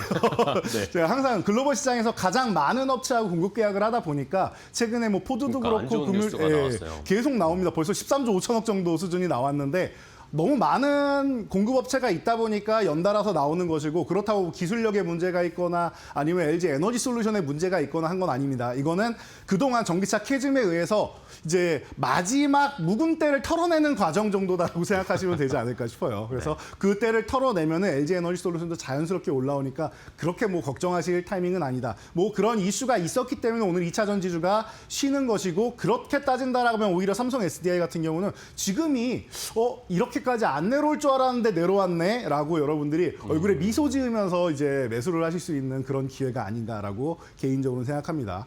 대형주를 뭐 단기적인 트레이딩 관점으로 들어가시는 분은 별로 안 계실 테니까요. 지금부터 해서 그냥 모아가면 되는 아주 좋은 자리다라고 제가 말씀을 드리고 기존에도 말씀드렸듯이 CES에서 최고액 생산까지 수상을 하고 기존에 있던 이제 충전 이제 속도부터 시작해가지고 주행 거리나 이런 부분에 대해서 수명이나 여러 가지를 늘리고 있습니다. 거기다가 건설 산업기술 부분 쪽이다라고 하면 우리가 알고 있는 ESS 자동차 운행이 아니에요, 여러분. 이 부분을 여러분 생각하시죠. 그럼 ESS 쪽으로 충분한 기술을 가졌다라고 봐야 되는데 왜 LG 에너지 솔루션부터 시작해서 대규모 공급 계약이 나오는데 삼성 SDI는 외국의 해외 시장이 잘 안 들리느냐라고 여러분들 생각하시는 분들 이제 나오기 시작하고 있습니다. 그리고 국내에서는 정부의 1차 중앙계약 시장 같은 경우에는 80%를 삼성 SDI가 수주하고 있다라고 말씀드린 거 기억하실 거예요. 거기다가 우리가 치킨 회동 이제 잊을 수가 없습니다. 올해 가장 큰 사건 중 하나가 아닌가 싶습니다. 그 치킨 회동 때도 엔비디아하고도 얘기를 하고 있고 삼성은 테슬라하고도 밀접한 관계를 맺고 있죠. 반도체 시장부터 배터리까지 원하는 기술들을 다 갖고 있는 게 삼성입니다. 그럼 테슬라와 삼성의 굉장히 또 밀접한 관계까지 생각을 한다라고 하면은 삼성 SDI 제가 볼 때 너무 좋은 구간이 아닌가 싶어요. 비중 있게 중장기 프로젝트를 여러분 계좌에도 시작할 수 있는 구간이 아닌가 싶습니다. 네, 알겠습니다. 자, 삼성 SDI를 안타 종목으로 주셨습니다. 말씀을 듣다 보니까 그렇네요. 엔비디아와도 연결될 거고 테슬라하고도 연결될 거고 뭐 이러면 지금 뭐 30만 원 아래 가격은 충분히 좀 저렴하다라는 의견이셨고요. 자, 그럼 다음 2루타 종목으로 갈까요? 조금 빠르게 가보겠습니다. 2차 전지 종목 중에 뭐 볼까요? 네, 빠르게 간다라고 하셨으니까 이제 코스닥으로 한번 넘어가서 네. 코스닥 상위에 있는 에코프로 한번 보고 가야 될 것 에코프로, 같아요. 예, 다시 한번 봐야죠. 네, 이쪽도 계속 말씀드렸지만 탈중국이 제일 중요한 기업이다라고 제가 누누이 말씀을 드리고 있는데 네네. 뭐 이 부분에 대해서도 기업 자체에서 인도네시아를 비롯해서 여러 곳으로 이제 공급망을 늘리고 있습니다. 그래서 본인들이 이제 원자재나 이런 부분 제일 제가 걱정했던 게 에코프로 비행 같은 경우는 전구체 같은 경우는 거의 중국에서 가져온다라고 생각할 정도로 이제 중국 의존도가 높았던 기업이라서 우리나라에 있는 양극재 기업 중에 제일 걱정을 많이 했었습니다. 제가 그럼에도 불구하고 본인들이 인도네시아 이제 그린에코 니켈 이제 지분 같은 경우를 가져오고 니켈 재련소까지도 지분을 이제 가져오면서 본인들이 이제는 탈중국을 이제 미국이 하겠다라고 하면은 그 부분을 우리가 맞춰갈 수 있다라고 자신 있게 얘기를 하고 있습니다. 그러면은 이걸로 다 되겠느냐라고 하면 저는 아직 물음표는 남아 있지만 그래도 현재 공급하는 물량 정도는 어느 정도는 맞춰갈 수 있는 단계가 서서히 올라가지 않을까 싶어요. 그렇다라고 하면은 걱정되는 부분을 해결할 수가 있고 또 제가 조금 전에 전구체 부분의 의존도가 높습니다라고 말씀드렸는데 그러다 보니까 무전구체 공법을 개발을 해버렸습니다. 전구체가 80, 90%가 중국산이면 전구체를 안 쓰면 되지 않겠느냐. 굉장히 아이디어가 좋은 것 같아요. 그래서 이런 에코프로 그룹주의 이런 기술력 이런 부분을 생각한다라고 하면 에코프로 그룹주 다시 한번 봐야 되는 거 아니겠느냐라고 볼 수 있을 것 같아요. 그래서 코스닥 쪽이 이제 정부에서 1000포인트 시대를 열면서 여러 가지 투자를 많이 하겠다라고 하는데 그렇다면 시가총액 상위 종목들이 움직여야 지수가 움직이는 거겠죠. 1000포인트는 지나가는 자리고 1000포인트를 넘어가면 그때부터가 진정한 상승이 나온다라고 했습니다. 그 진정한 상승을 이끌 견인차가 되는 기업이 바로 에코프로 그룹주가 아닌가 싶습니다. 그러니까 이런 부분은 여러분들이 잘 생각하시고 만약에 코스피로 이전 상장하는 이런 2차 전지주가 있다 하면은 에코프로 그룹에서 나오지 않을까 싶은데 지금도 추진을 하고 있죠. 그러다 보니까 그런 부분에 대해서도 호재를 이어받을 수 있다라고 생각하면 여러 가지 측면에서 에코프로 제가 볼 때는 트레이딩 관점으로 보기에 아주 적절한 종목이 아닌가 싶습니다. 네, 알겠습니다. 2루타 빠른 종목으로 에코프로 역시 코스닥에서 배터리 2차 전지 쪽도 이야기가 있지만 코스닥 활성화를 하기 위해서는 결국에 에코프로나 에코프로 BM, 네. 코스닥 시총 상위의 2차 전지 종목들도 계속 봐야 되겠습니다. 자, 2루타 종목 봤고요. 이제 호타준족 3루타로 가볼까요? 빠르고 멀리도 갈 수 있을 3루타 종목은 뭘까요? 네, 묵직하지만 또 멀리 가는 걸로 또 뒤지지 않는 종목인 것 같아요. 포스코 퓨처엠입니다. 포스코 퓨처엠. 네, 제가 과거에 안타 종목으로도 한번 소개를 해드린 적이 있는데 맞아요. 네. 저는 제일 안정적인 종목입니다라고 생각하는 게 포스코 그룹주라고 말씀을 드렸어요. 그래서 여러분들이 좋아하시는 양극재 기업들 다들 조금 전에 에코프로 그룹주에 에코프로 BM도 있고 LNF도 있고 코스모신 소재도 있고 많은 기업들이 생각나실 텐데 그중에 이제 포스코 퓨처엠 같은 경우는 아르헨티나 리튬 호수 이 부분을 계속 강조를 해드리고 있어요. 이게 왜 강조가 되냐면은 조금 전에 탄산 리튬 가격 거의 2배가 올랐습니다. 지금 6월 대비해서 반년 동안 2배 수준이 올랐다라고 하면은 그러면 리튬에 대한 호수를 가지고 있고 리튬에 대한 공급 물량이나 이런 부분이 전혀 걱정 없는 기업인 포스코 그룹이다라고 하면은 가격이 오르면 오를수록 방긋 웃고 있지 않을까 싶습니다. 보유하신 분들도 종목이 지금 안 올라서 왜 이렇게 안 오르지라고 생각할 수 있는데 그냥 내심 기분 좋아하시면 돼요. 리튬 가격이 오르면 오를수록 폭발적으로 수요가 늘어나면 늘어날수록 포스코 퓨처엠은 이 안정적인 공급망에 의해서 주가가 점프하게 된다라는 거 여러분들이 생각하시면 됩니다. 그래서 우리나라에서 이제 니켈 95% 이상 하이니켈 이제 울트라 하이니켈 쪽으로 해서 양극재 개발했다라고 하는데 LNF하고 비슷한 기술력 조금 기존은 다르지만 비슷한 기술력을 가지고 있다고 생각하면 여러분들이 포스코 퓨처엠을 안 볼 이유는 전혀 없다고 생각합니다. 저는 저한테 2차 전지주 다 보는데 그중에서 가장 안정적인 종목 딱 하나만 골라라라고 했을 때 저는 항상 포스코 퓨처엠이 그래도 안정적이지 않을까 싶습니다. 상승률은 다를 수 있지만 안정적인 기업이다라고 하면은 포스코 퓨처엠. 여러분들 중에 포스코 그룹주를 모르시는 분은 안 계실 거고요. 그 부분은 제가 두말하면 입 아플 정도니까 여러분들이 안전하게 나는 천천히 보고 싶다라고 생각하시는 안정적인 성향 그리고 2차 전지주의이기 때문에 제가 안정적입니다라고 해도 어차피 들쑥날쑥 빠르게 움직이게 되어 있습니다. 그러니까 호타준족에 가장 걸맞는 종목 가장 안정적이고 묵직하고 편안한 종목 포스코 퓨처엠 여러분들이 지금 그냥 보시면 될 것 같아요. 2026년 7년 어마어마한 성장 이룩할 테니까 여러분들이 숫자로 확인하시면 되지 않을까 싶습니다. 네, 알겠습니다. 자, 숫자로 확인할 수 있을 포스코 퓨처엠을 3루타 호타준족 종목으로 골라봤습니다. 자, 그럼 이제 말로 없는 종목 보기 전에 그동안 알려드렸던 말로 없는 종목들. 자, 이제 순위가 말씀해 주신 것처럼 막 변화가 생기기 시작했어요. 네네. 새로 들어온 종목도 있고. 네. 예. 그 지난주에 잠깐 안 계시는 사이에 캔코 에어로스페이스가 어마어마한 네네네. 상승을 보이면서 4위까지 올라오고 오늘 같은 경우에 또 SOS 랩이 또 말로 그러니까요. 없는 SOS 달성하면서 랩이. 네, 새로운 종목으로 제가 분명히 CES 준비하셔야 됩니다라고 말씀드렸던 종목이었죠. 네, 자율주행 쪽이 부품을 잘 뜯어보니까 이 테슬라의 부품하고 이 로봇의 부품하고 한 88%는 동일한 부품을 쓰고 있다. 이런 네. 얘기도 나오고 있지 않습니까? 그렇다라고 하면 SOS 랩이 괜히 움직인 건 아니다라고 보시면 될 것 같고 이 페이지는 그럼 또 당연히 또 대격변이 있겠죠. 네네. 많은 종목들이 지금 사라졌어요. 순위에서. 그러게요. 그리고 35%가 지금 10위권에 있는데 이것도 지금 순위가 간당간당합니다. 그리고 에코프로 같은 경우도 이제 빨리 올라왔다가 1페이지에 왔습니다 하고 늠름하게 네. 자리 잡고 있는데 2페이지로 밀려 밀렸어요. 내려왔고 그리고 오픈엣지 테크놀로지가 또 오늘 예. 또 새로 들어왔죠. 이 종목 같은 경우도 기존에 상위권에 있다가 좀 휴식을 취하는 사이에 사라졌었는데 다시 재진입을 한 종목입니다. 37% 올라왔는데 이제 시작이다라고 여러분들 보시면 될 것 같아요. 반도체 IP 쪽 뭐 꾸준히 강조해 드렸으니까 체크하시면 네. 되고 간단하게 요 새로 진입한 종목들 차트 보면서 설명드리고 전략 갈게요. 좀 짜볼까요? 네, 뭐 전략은 간단합니다. SOS 랩 오늘 15,000원 돌파 시도하고 윗꼬리 달고 밀리고 있는데 오히려 윗꼬리를 달면 어떻게 한다? 여러분 공식처럼 말씀드렸죠. 그러면은 눌림이 나온다라고 하면은 그 눌림이 나오는 거 기다렸다가 여러분들이 보시면 된다. 아주 간단합니다. 그래서 12,500원 쪽으로 붙으면은 제일 좋은 거고 아니면은 이 중심섬 쪽에 있는 13,750원 구간 이하로 내려온다라고 하면 그때부터 천천히 모아가셔도 되지 않을까 싶어요. 급할 게 없습니다. 이제 막 출발하는 종목이고 수급은 이제 붙기 시작했습니다. 출발하는 단계다라고 생각하시면 될 것 같고요. 다음 종목으로 보면은 이제 오픈엣지 테크놀로지도 네네. 1차 목표치를 오늘 딱 달성하고 정말 1차 목표치 가격에서부터 밀려 내려오고 있는데요. 오히려 이것도 좋은 것 같아요. 종가 부분에서 15,000원 회복하고 끝난다라고 하면은 오히려 그 오늘 일부 줄였다라고 하면 재매수를 해야 되는 것이고요. 만약에 이 정도로 해서 눌리면서 끝난다라고 하면 중심선 아까 말씀드린 거랑 똑같습니다. 중심선까지 내려오는 거 기다렸다가 여러분들이 체크하신다라고 하면은 제가 볼 때 좀 편안하게 볼 수 있지 않을까 싶어요. 그래서 13,750원 구간 이하부터 여러분들이 매수를 해 나간다 생각하시면 될 것 같으니까 편안하게 보시고 말로 없는까지 들고 가시면 되지 않을까 싶습니다. 네, 알겠습니다. 자, 오늘 또 새롭게 랭킹에 진입한 오픈엣지 테크놀로지와 SOS 랩 함께 계속해서 추적을 해보도록 하겠습니다.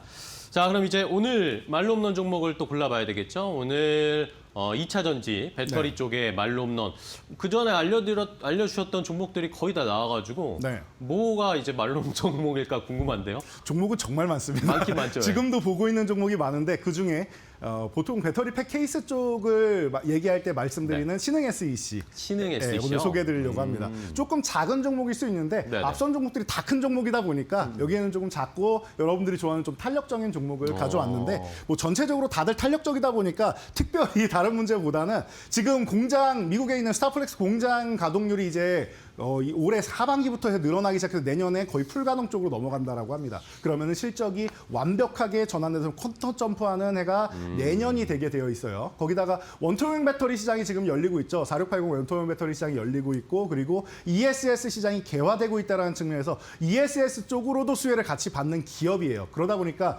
전기차 캐즘은 ESS 수요로 상쇄시켜버리고 원통형 쪽으로 해가지고는 이제 연간 25%의 성장세를 계속 붙여나갈 수 있는 기업이다라고만 설명 들어도 여러분들이 이런 기업은 사야 돼라고 생각하시지 않을까 싶습니다. 그래서 실적으로 여러분들 말할 수 있는 기업이니까 편하게 보시면 될 것 같고요. 가격 전략 간단하게 설명드리도록 하겠습니다. 네. 지금 가격이 너무 좋아요. 5,000원 전후 구간에서 움직이고 있는데 이 구간에서 여러분들이 편안하게 그냥 모아가면 된다라고 말씀을 드릴게요. 그리고 1차적으로 올라간다라고 하면 8,000원 목표. 지금 이 차트에는 안 보입니다. 더 넘어가서 8,000원까지 보시고 2차 목표치는 10,000원. 저는 중장기적으로 뭐 2만 원도 가능성 있다라고 생각하는 종목인데 일단 전기차 캐즘 해소되고 이런 부분이 조금 빨리 나오는 게 중요하지 않을까 싶어요. 일단 10,000원까지 간 다음에 여러분들이 편안하게 대응 전략 저와 함께 이 시간에 보시면 되지 않을까 싶습니다. 네, 알겠습니다. 자, 신흥 SEC를 2차 전지 배터리 쪽에 말로 없는 종목으로 선정을 해봤습니다. 오늘의 조정이 오히려 2차 전지를 담을 수 있는 기회로 잘 판단할 수 있을지 내년에 좋은 시세 보여줄 수 있을지 한번 기대해 보도록 하겠습니다. 자, 이제 또 이재선 파트너님 유튜브 라이브 하러 바로 또 이동하셔야죠. 네, 얼른 뛰어가야 될 것 같습니다. 유튜브 지금 이데일리 TV 오시면은 지금 파이널샷 바로 옆에 제 얼굴이 떠 있을 겁니다. 네. 터치해서 입장하시고 인사 하나 남겨주시면은 제가 얼른 뛰어가서 여러분과 함께 오늘 장 마무리 그리고 내 종목만 안 올라라고 생각하시는 이런 섹터들 정리해서 알려드리도록 하겠습니다. 네, 알겠습니다. 자, 오늘도 좋은 종목 소개해 주셔서 감사하고요. 파트너님, 내일 또 한 해 마지막 시간에 뵙도록 하겠습니다. 네. 고생 많으셨어요. 고맙습니다. 감사합니다.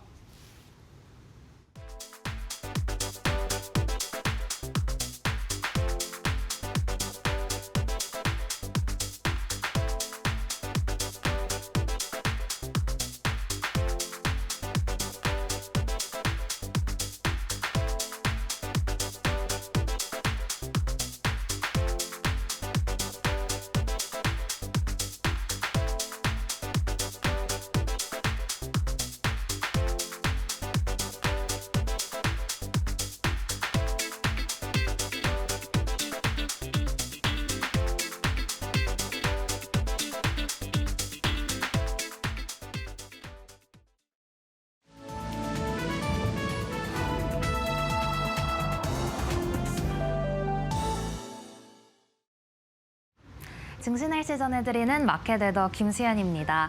오늘 우리 증시날씨 2025년 폐장을 하루 앞두고 오늘까지도 연말 랠리가 뜨겁게 이어지고 있습니다. 특히 오늘 시장에서는 메모리 슈퍼사이클에 대한 기대감으로 반도체 투톱이 강세 시연해내며 코스피 지수 견인하고 있는데요. 더 자세한 이야기 뒤에서 종목별 날씨 보면서 함께 살펴보겠습니다. 우선 앞서 말씀드렸던 것처럼 오늘 반도체주 강한 햇살 받아가고 있습니다. 오늘부터 SK하이닉스가 투자 경고 종목에서 해제가 되면서 이 삼성전자와 키 맞추기 시세가 강하게 연출되고 있는데요. 삼성전자 역시나 덩달아 신고가를 기록하면서 동반 강세 보이고 있습니다. 최근에는 노무라 증권에서 목표가 상향 조정 리포트가 나왔었잖아요. 오늘은 국내에서 이 반도체 투톱에 대한 목표가 상향 리포트가 쏟아지면서 오늘 전망도 맑음인 점 확인되고 있습니다. 이어서 오늘은 HBM 관련주에도 온기가 돌고 있습니다. 지난주에 전해드렸었던 내용은요. 이 삼성전자와 SK하이닉스가 내년도 2월에 HBM4 양산에 들어간다는 소식 전해드렸었는데 오늘 같은 경우에는 엔비디아가 이 국내외 메모리 제조사에 내년 하반기를 목표로 HBM 16단 납품을 요구한 사실이 알려졌습니다. 관련해서도 오늘 HBM 밸류체인 내에서 온기가 돌고 있는 점 포착되고 있습니다. 오늘은 전선주도 맑음 보이고 있습니다. 올해 들어서 구리값이 35%나 급등을 보였다고 하는데요. 관련해서 시장에서는 전선주에 대한 실적도 개선될 것이라고 분석하고 있습니다. 뿐만 아니라 AI 데이터 센터 전력 수요가 동시에 부각되면서 오늘은 LS를 중심으로 매수세가 강하게 유입되고 있습니다. 오늘은 우크라이나 재건주가 프리마켓에서부터 뜨거웠습니다. 오늘 새벽에 미국 트럼프 대통령과 또 젤렌스키 우크라이나 대통령이 회담을 가진 가운데 전쟁 종전 가능성이 강하게 시사되면서 오늘 관련주가 움직임을 보이고 있고요. 이어서 로봇주는 오늘도 쾌청한 흐름입니다. 정부가 서울 한강공원에서 자율주행 로봇 활용을 가능하게 할 것이다. 이러한 소식이 나오면서 관련주에 강한 투심이 쏠리고 있습니다. 오늘은 스테이블 코인 관련주에도 산들바람 불고 있는데요. 미래셋그룹이 국내 4위 암호화폐 거래소인 코빗 인수를 추진한다는 소식이 오늘 상승 모멘텀이 되고 있습니다. 계속해서 오늘 주목해봐야 할 증권사의 리포트들 하나씩 살펴보시죠. 오늘 삼성전자 사상 최고치를 갈아치운 가운데 오늘 증권가에서는 목표 상향 리포트가 쏟아져 나왔습니다. 우선 NH투자증권에서는 15만 5천 원 제시했고요. 현대차증권에서는 14만 3천 원 제시했습니다. 증권가에서는 내년 삼성전자의 영업이익이 115조 7천억 원으로 올해 대비 170% 이상 증가할 것이라고 내다보고 있습니다. 뿐만 아니라 D램 가격 상승 그리고 HBM3 가격에 대한 언급도 있었습니다. 오늘 SK스퀘어에 대해서도 목표가 45만 원 리포트 나왔는데요. SK하이닉스보다 높은 주가 탄력성을 가졌다는 게 그 분석이었습니다. 이어서 LS 오늘 이런 리포트 소화하면서 주가 맑음 보이고 있는데요. 오늘 증권가에서는 돈 가격 상승 그리고 또 자사주 소액에 대한 기대감으로 오늘 LS는 주가 급등세 보이고 있습니다. 계속해서 주목해봐야 할 특징적인 종목들도 하나씩 보시죠.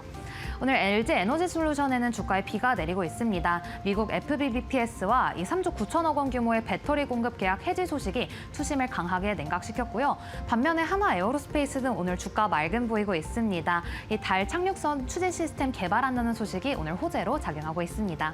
계속해서 보겠습니다. 오늘 툴젠 같은 경우에는 유전자 가위 기술을 보유한 것이 부각이 되면서 햇살 받아가고 있고요. 오늘 코스닥이 데뷔한 세미5도 오늘 맑음 보이고 있습니다. 이상 12월 29일 증시 날씨 전해드렸습니다.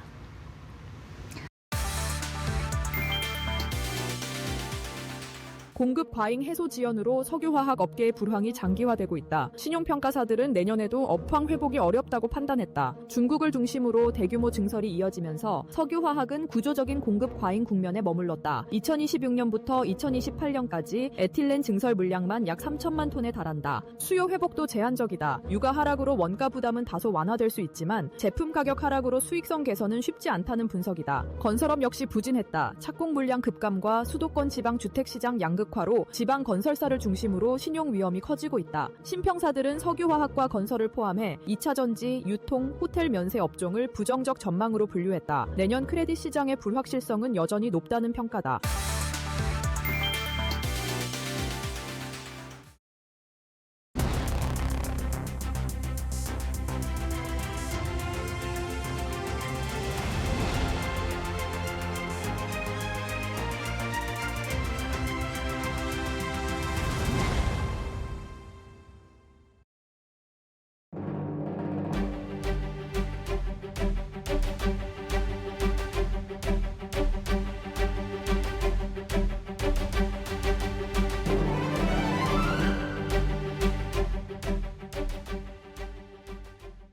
네, 맥락 시간으로 이어가 보겠습니다. 맥락 시간을 통해서는 각 산업을 대표하는 연구원님들을 모시고 그 산업에 대해서 심도 있는 분석과 뷰를 들어보는 시간으로 진행되고 있는데요.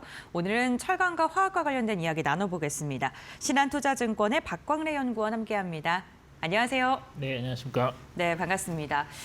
최근에 철강 석유화학 관련해서 정부가 업황이 너무 안 좋다 보니까 구조 개편에 대한 이야기가 좀 나오고 있습니다. 이러한 구조 조정과 개편이 실제로 수급이라던가 가격 결정력에 대한 변화로 이어질 수 있을지, 그러니까 업황이 살아날 수 있을지 궁금합니다. 네, 일단 제가 담당하고 있는 철강 산업 위주로 말씀을 드리자면요. 철강이나 석유화학 둘 다 모두 중국발 공급 과잉으로부터 굉장히 오랫동안 지금 고생을 해왔던 산업인데요. 드디어 이제 우리나라 정부도 이를 좌시하지 않고 관련한 정책을 발표했다라는 측면에서는 일단 긍정적으로 판단할 수 있겠습니다. 근데 이제 이게 실제 업황이나 가격의 반등에 영향을 줄 수 있을지는 좀 더 지켜볼 필요가 있다라는 생각을 가지고 있고요. 일례로 지금 가장 첫 번째 지금 해결책이 나와야 되는 철강 같은 경우는 25년도 수요가 21년 대비해서 약 한 40% 정도 감소한 것으로 좀 추정이 되고 있는데요. 우리나라 안에 있는 생산 능력 캐파는 그때 수준과 크게 다르지 않게 지금 계속 유지가 되고 있기 때문에 전반적인 가동률이 굉장히 낮을 것으로 지금 예상이 되고 있어요. 그래서 이제 일단은 지금 과잉 공급에 해당되는 생산 설비를 일단은 없애는 작업부터 조금 먼저 시행을 해야 할 것 같은데, 이제 이거를 누가 하느냐가 문제인 것이죠. 그래서 이제 정부 입장에서도 이거를 단칼에 이거를 철폐하기 쉽지는 않은 구간이기 때문에 관련된 추가적인 정책이 좀 나와야 되지 않을까라고 저는 생각을 하고 있습니다. 네, 알겠습니다. 실질적인 추가 개편이 필요하다라고 이야기를 해주셨는데 국내에서도 이렇게 가격에 대한 조절과 구조 조절에 대한 이야기가 나오고 있습니다만 중국에서도 철강과 관련된 수출 규제 이야기가 나오고 있습니다. 이러한 중국의 규제가 우리나라 기업들에게 기회로 다가올 수 있을지 이 부분이 좀 궁금하더라고요. 엄청난 대박까지는 아니겠지만은 그래도 네. 한숨을 돌렸다라는 측면에서는 좀 높게 평가할 수 있을 것 같아요. 일단 중국은 지금 철강만 해서 생산 능력이 한 11억 톤 정도가 있는 걸로 추정이 되는데 실제 수요는 8억 톤 정도에 그치고 있거든요. 그러니까 3억 톤 정도의 오버 캐파가 있는 것으로 보시면 될 것 같은데, 그래서 이제 자기네 나라에서 팔리지 않은 철강제를 은근슬쩍 다른 나라에 많이 밀어내기 식으로 수출 많이 해왔던 게 지금까지 중국의 모습이었죠. 그런데 이제 그러는 과정에서 너무 저가제 물량들이 우리나라나 동남아, 일본으로 가기 때문에 주변 국가의 철강 시황을 많이 조금 안 좋게 만들어왔던 게 사실인데요. 이거를 이제 중국 정부가 이제 하나하나 품질을 증명해주고 이제 수출하는 물량도 다 일일이 다 관여를 하겠다라는 정책을 발표했기 때문에 지나치게 싼 물건이 중국 외로 이제는 덜 나오겠다 정도의 안도는 가질 수 있겠다라고 생각을 하고 있습니다. 특히나 이제 그 동남아 지역 같은 경우는 거기도 중국산 물량이 많이 나가고 있던 지역인데요. 그쪽으로도 중국산 물량이 좀 적게 나가게 된다면은 이제 동남아 지역으로 수출을 하고 있는 우리나라 업체들 같은 경우도 좀 경쟁력을 다시 좀 회복할 수 있지 않을까라는 좀 기대를 할 수 있겠습니다.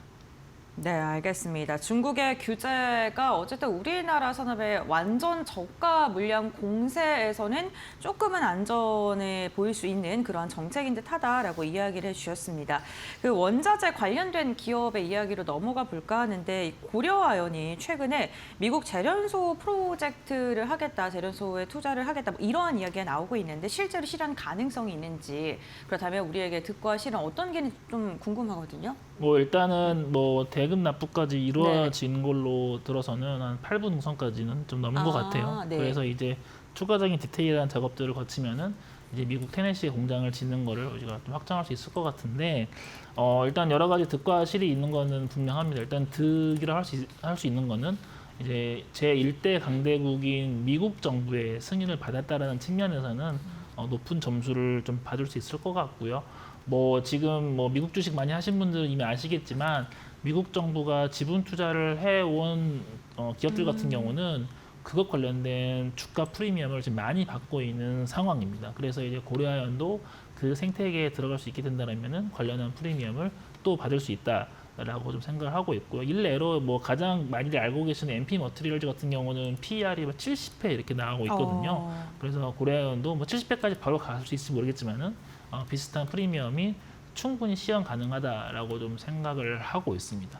근데 물론 그렇게 가는 과정에서 여러 가지 실도 피할 수 없을 것 같긴 해요. 이제 그 공장을 짓기 위해서 조달한 그 자금에서 발생하는 여러 가지 이자 비용 같은 경우는 우리가 무시할 수 없을 것이고 그렇게 되면 이자 비용은 결국 이제 순이익이나 ROE 저하로 이어지기 때문에 약간 모니터링이 필요하겠다라고 좀 우려는 되긴 합니다. 그리고 두 번째 리스크 같은 경우는 고려아연이 이제 다른 재련소보다 높게 평가를 받았던 이유는 고려아연이 가지고 있던 이제 기술력 때문인데요. 그런 높은 재련 기술들이 혹시나 미국으로 유출되진 않을까라는 우려들을 좀 많이 하시고는 있습니다. 그래서 이제 그러한 우려를 우리가 이제 2중, 3중으로 조금 프로텍트 할 수 있는 방안들을 좀 발표를 해야지 단순한 경제적 논리뿐만 아니라 사회적, 정치적인 측면에서도 좀 이렇게 박수를 받을 수 있는 딜이 될 수 있다라고 좀 생각하고 있고요.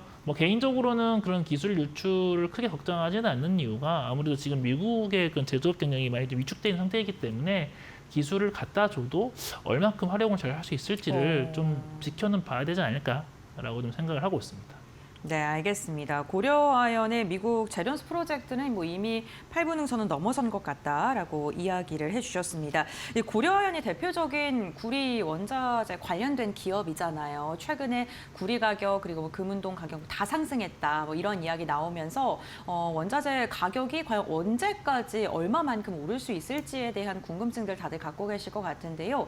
연구원님이 보시기에는 구리 가격 내년에도 이러한 추세 이어질까요? 일단은 우리가 많이들 알고 계시는 AI 관련된 테마가 꺼지지 않는 한 건물 가격 상승세는 지속된다라고 보셔도 무방할 것 같습니다.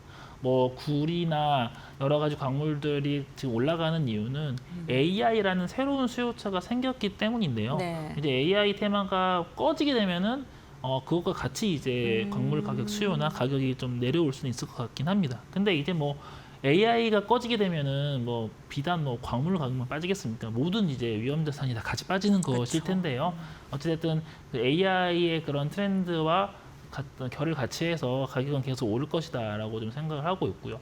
고려아연 같은 경우는 이제 여러 가지 광물을 생산하지만은 그 중에 이제 납 같은 경우는 AI 테마와는 좀 약간 떨어져 있는 아이템이기 때문에 납 같은 경우는 가격이 많이 못 올라가고 있거든요. 그래서 이것만 봐도 확실히 AI가 이런 원자재 시장에서도 지금 중요한 테마로 자리매김을 하고 있다라고 보시면 될 것 같습니다. 네, 알겠습니다. 어쨌든 지금 원자재 그 안에서도 AI 산업에 사용되는 금속 관련된 기업들만 상승을 하고 있다는 부분을 말씀해 주셨고 지금 AI 투자에 대한 이야기가 내년까지는 계속 이어질 것으로 보이기 때문에 그렇게 산업을 본다면 지금 구리 가격의 상승은 당분간 더 지속될 것으로 예상이 됩니다. 철강 관련된 기업들이요. 지금 자동차 관련된 판매 수요가 좀 둔화하고 있는 그 상황에서 좀 다음 먹거리라고 해야 될까요? 찾을 수 있는 그 그 돌파구가 있다면 어떤 게 있을까요? 뭐 일단 제가 철강 담당자로서도 이게 굉장히 고민스러운 부분이긴 한데요. 네. 그 뭐 말씀해 주신 자동차뿐만 아니라 이제 뭐 건설 쪽에서도 지금 맞아요. 수요가 많이 지금 줄어들고 있는 상황입니다. 그 철을 가장 많이 갖다 쓰는 전방 산업 두 군데가 이제 건설과 자동차인데요. 물론 조선 같은 경우는 조선도 많이 이제 철을 갖다 쓰는데 조선은 상황이 좋기 때문에 이제 건설과 자동차 쪽에 대한 우려를 많이 하시는 것 같고요. 그래서 이제 개별 업체들 입장에서도 뭐 이러한 관련된 우려를 좀 해칭하기 위해서 다양한 지금 방안들을 지금 강구를 하고 있는 상황인데요. 뭐 일례로 이제 뭐 에너지 쪽으로 철강제 수요를 좀 늘려보겠다, 그러니까 그쪽으로의 납품을 늘려보겠다라는 식으로 트라이를 많이 하고 있습니다. 최근에 포스코 같은 경우도 이제 알래스카 고만강강 LNG 쪽을 넣는 걸 봤을 때는 에너지가 새로운 철강의 수요처가 될 것으로 좀 생각을 하고 있고요. 뭐 또 다른 에너지 수요인 이제 원전 같은 경우도 철강 업체들의 새로운 수익처가 될 수 있다라고 좀 생각을 하고 있습니다. 특히나 이제 원전 같은 경우는 그 원전 주기기 안에 들어가는 철강의 경우 굉장히 높은 품질 특성을 보여줘야 하기 때문에 이 원전 주기기나 주변 기기에 철강을 납품했다라는 그 이력 자체만으로도 그 철강 업체의 신규 영업이나 주가 프리미엄에 반영이 될 수 있기 때문에 뭐 플러스 효과를 우리가 기대해 볼 수 있을 것 같고요. 뭐 해상풍력은 뭐 말할 것도 없습니다. 이제 해상풍력을 하나 만드는데 수천 톤의 지금 후판이 들어갈 수밖에 없는 상황이기 때문에 이런 것들도 새로운 수요처가 된다라고 좀 생각을 합니다. 그리고 최근에 이제 시장에서 많이 언급하시는 로봇이나 방산에서도 새로운 이제 먹을거리가 있을 거를 판단하고 있습니다. 물론 이제 로봇과 방산은 그 넣을 수 있는 물량이 많지는 않겠지만 우리가 이제 무슨 로봇 업체에 납품을 했다라는 것만으로도 주가는 반응할 수 있기 때문에 뭐 이러한 것들에 대한 조금 새로운 스터디가 계속 이루어지고 있다라고 보셔야 할 것 같고요. 뭐 이도저도 아니면은 아예 비철강 쪽으로의 투자도 지금 많이 늘리고 있는 상황입니다. 대표적인 게 포스코홀딩스가 리튬이나 2차전지 쪽에 투자를 많이 하고 있는 게 이러한 이제 연장선상으로 이해하시면 될 것 같습니다. 네, 알겠습니다. 그 비철강 쪽으로 투자를 하거나 하면 철강 쪽으로 투자한다면은 원전이나 먹거리 쪽을 말씀해 주셨는데 근데 제가 생각하기는 자동차는 뭔가 수도 되게 많고 네, 뭐 로봇이나 이런 것보다 면적도 되게 크고 그렇잖아요. 근데 원전은 수도 좀 적은 것 같고 로봇도 면적 자체를 자동차랑 비교했을 때 조금 다 작은 것 같거든요. 그렇게 비교했을 때 철강 관련된 기업들의 산업이 앞으로 더 확장될 수 있을 거에 대한 거 좀 물음표가 남는데 그렇죠. 이제 그 실적이 우선이냐 주가가 우선이냐 이거를 좀 다르게 보셔야 할 것 같은데요. 잘 지적해 주신 것처럼 뭐 로봇이나 원전 같은 경우는 그 실적에는 큰 플러스가 안 될 수는 있긴 합니다. 근데 이제 제가 이제 주가를 측면에서, 말하는 측면에서는 그런 것들이 충분히 좋은 캐탈리스트가 될 수 있을 거로 판단하고 있고 뭐 일례로 갑자기 다른 얘기긴 하지만 요즘 뭐 테슬라 많이들 말씀하시지만 그 테슬라의 그 자율주행에서 나오는 매출은 전체 매출의 1%도 채 되지 않거든요. 근데 그 1%도 채 안 되는 자율주행이 전체 주가나 기업 가치를 좌지우지하는 걸 봤을 때는 그런 새로운 신성장 동력에 납품을 하는 것이 주가에는 도움이 될 수 있다라고 저는 생각을 하고 있습니다. 그 연구원님께서 철강 쪽도 하시고 자동차 쪽도 다루시잖아요. 이제 CES에서 현대차 그룹에 대한 이야기가 지금 기대감이 되게 커지고 있는데 어떤 부분 주목하고 계세요? 역시 로봇일까요? 그렇죠. 뭐 관련된 이제 실제로 그 보스턴 다이내믹스 휴머노이드 로봇을 시연하겠다라는 언론의 기사도 나와 있고 이러한 것들이 이제 얼만큼 CES나 이제 현장에 참석한 커스터머 수요가들로부터 어떠한 좋은 반응을 이끌어낼 수 있을지가 굉장히 중요할 것 같습니다. 사실 돌이켜 보시면은 올해 한 해 내내 AI가 계속 좋은 테마로 자리를 잡았고 그 시작점이 올해 초에 있었던 CES에서 젠슨왕의 피지컬 AI라는 말을 하면서 이게 계속 1년 내내 테마가 유지가 되었는데 이제 내년 이게 다음 달이죠. 다음 달에 있을 CES에서 AI 관련된 어떠한 디테일한 테마가 나올 수 있을지를 좀 봐야 할 것 같고요. 그러한 측면에서 현대차 그룹이 어떠한 새로운 전략을 내놓을 것인지도 우리는 좀 주목을 해봐야 된다라고 말씀을 드리겠습니다. 네, 결국에는 지금 연구원님의 이야기를 들어보면 그 금속 관련된 것도 AI랑 엮여야 될 것 같고 철강 관련된 산업들도 결국에는 미래의 가치, 미래 먹거리에 대한 기대감 속에 로봇이라던가 에너지 원전과 관련된 산업을 함께 영위하는 그런 기업을 봐야 된다라고 이야기를 해주셨습니다. 그렇기 때문에 우리가 철강 관련된 기업들 지금 힘든 시기를 겪고 있지만 그럼에도 불구하고 우리가 좀 원석을 골라내자면 네, 어떠한 종목이 있을까요? 뭐 일단은 무조건 미래 성장성도 중요하지만 당장의 실적도 우리는 무시할 수는 없겠죠. 그쵸. 그래서 그 모든 거를 겸비하는 회사 중에서는 포스코홀딩스를 제일 좀 좋게 보고 있는 상황입니다. 포스코홀딩스 뭐 철강 회사 아니야라고 반문하시겠지만 철강 회사 맞습니다. 전체 영업이익의 뭐 8-90%를 여전히 철강에서 벌고 있기 때문에 철강 업체이긴 한데요. 그 앞서 제가 잠깐 테슬라 언급드린 것처럼 그 작은 매출, 작은 이익 비중으로도 주가는 급변할 수 있습니다. 그래서 이제 얘네가 하고 있는 이제 리튬이나 2차 전지 사업이 이미 반등을 하기 시작했고 지금의 추세가 내년 연말까지 지속을 하게 된다면은 뭐 대박까지는 아니겠지만 중박 이상의 서프라이즈를 기대할 수 있을 걸로 저는 생각을 하고 있고요. 특히나 이제 올해 상반기가 특히 실적이 좀 안 좋았었기 때문에 이것 관련된 기저 효과를 내년도 상반기에 좀 기대할 수 있겠다라고 좀 생각을 하고 있습니다. 그리고 많은 시장 참여자분들을 포스코홀딩스를 여전히 배당주로서 많이 접근하신 분들 되게 많으신데요. 그 회사가 3년에 한 번씩 배당 정책을 발표를 하고요. 올해 연말에 그 정책이 끝나고 내년부터는 새로운 3개년 배당 정책이 실행이 됩니다. 그래서 이제 관련된 정책이 내년 초에 발표가 될 것 같은데요.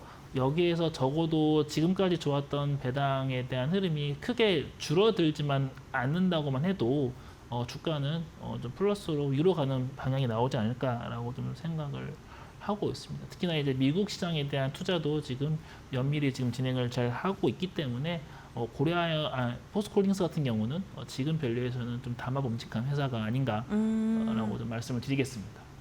네, 알겠습니다. 그럼 고려아연은 어떻게 보세요? 고려아연은 뭐 이야기 살짝 해주셔서. 그렇죠. 밸류가 싼 건 아니죠. 네. 싼 건 아니지만은 먼 미래를 보면은 고려아연은 충분히 좋은 회사가 될 수 있다라고 생각하고 있고요. 이미 좋은 회사였어요. 이미 네. 좋은 회사였는데 이 회사를 단순 금속 회사를 볼 것이냐, 전략 광물 토탈 솔루션 업체를 볼 것이냐, 이게 시장에 이제 그 시선에 따른 이제 주가가 차이가 날 뿐이었는데요. 만약에 이제 고려아연이 미국 공장을 이제 완벽하게 세팅을 다 하고 미국 정부 국방부에 전략 광물 납품을 시작을 하게 된다면은 뭐 앞서 언급드린 것처럼 미국 안에 있는 다양한 이제 광물 업체들과 비슷한 PBR을 충분히 받을 수 있을 것이다라고 좀 생각을 하고 있습니다. 물론 단기적으로는 그 경영권 분쟁 관련된 이슈가 좀 경감되게 되면 거기에 따른 이제 소재 이제 종료로 이제 재료 소진으로 주가 변동성이 커질 수 있긴 하는데요. 펀더멘털이 계속 좀 좋아지고 있는 구간이기 때문에 중장기적으로는 뭐 100만 원 초중반대에서는 계속 조금 비중을 확대하는 전략이 유효할 것이다라고 말씀드리겠습니다. 네, 알겠습니다. 오늘 박강래 연구원과 함께 철강 산업에 대한 이야기를 나눠봤는데요. 역시나 철강도 AI와 엮여야지 주가도 그에 따라 반응을 하는 듯합니다. 관련된 기업들 그리고 눈여겨볼 만한 종목에 대한 이야기까지 나눠봤으니까요. 이 부분 참고하시면서 투자 전략 세워보시기 바랍니다. 오늘 말씀 여기까지 듣겠습니다. 고맙습니다.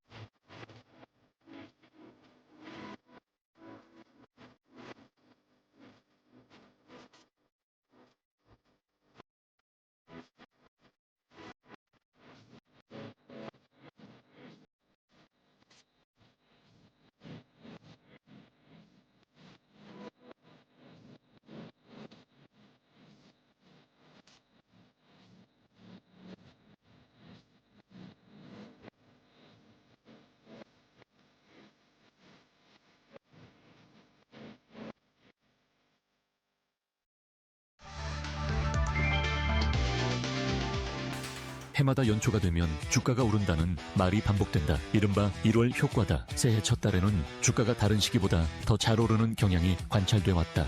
연말 절세 매도 이후 자금이 돌아오고 보너스와 기관의 포트폴리오 재편이 겹치며 매수세가 유입되는 구조다. 낙관적인 경기 전망과 정책 기대감도 힘을 보탠다. 과거 통계상 이런 흐름은 특히 코스닥이나 코스피 소형주에서 뚜렷했다. 하지만 최근엔 양상이 달라졌다. 투자자들이 1월 랠리를 예상하고 12월에 미리 매수에 나서면서 정작 1월엔 힘을 잃는 경우가 잦다. 2023년 12월 코스피는 4.7% 올랐지만 올해 1월에는 오히려 6% 가까이 하락했다. 2022년 최도 비슷했다. 결국 1월 효과는 과거의 패턴일 뿐 해마다 되풀이되는 절대 법칙은 아니다. 1월이니까 오른다는 믿음보다 기업 실적과 금리, 자금 흐름 등 펀더멘털을 보는 안목이 필요하다. 과연 2026년 1월 시장은 다시 그 효과를 재현할 수 있을까?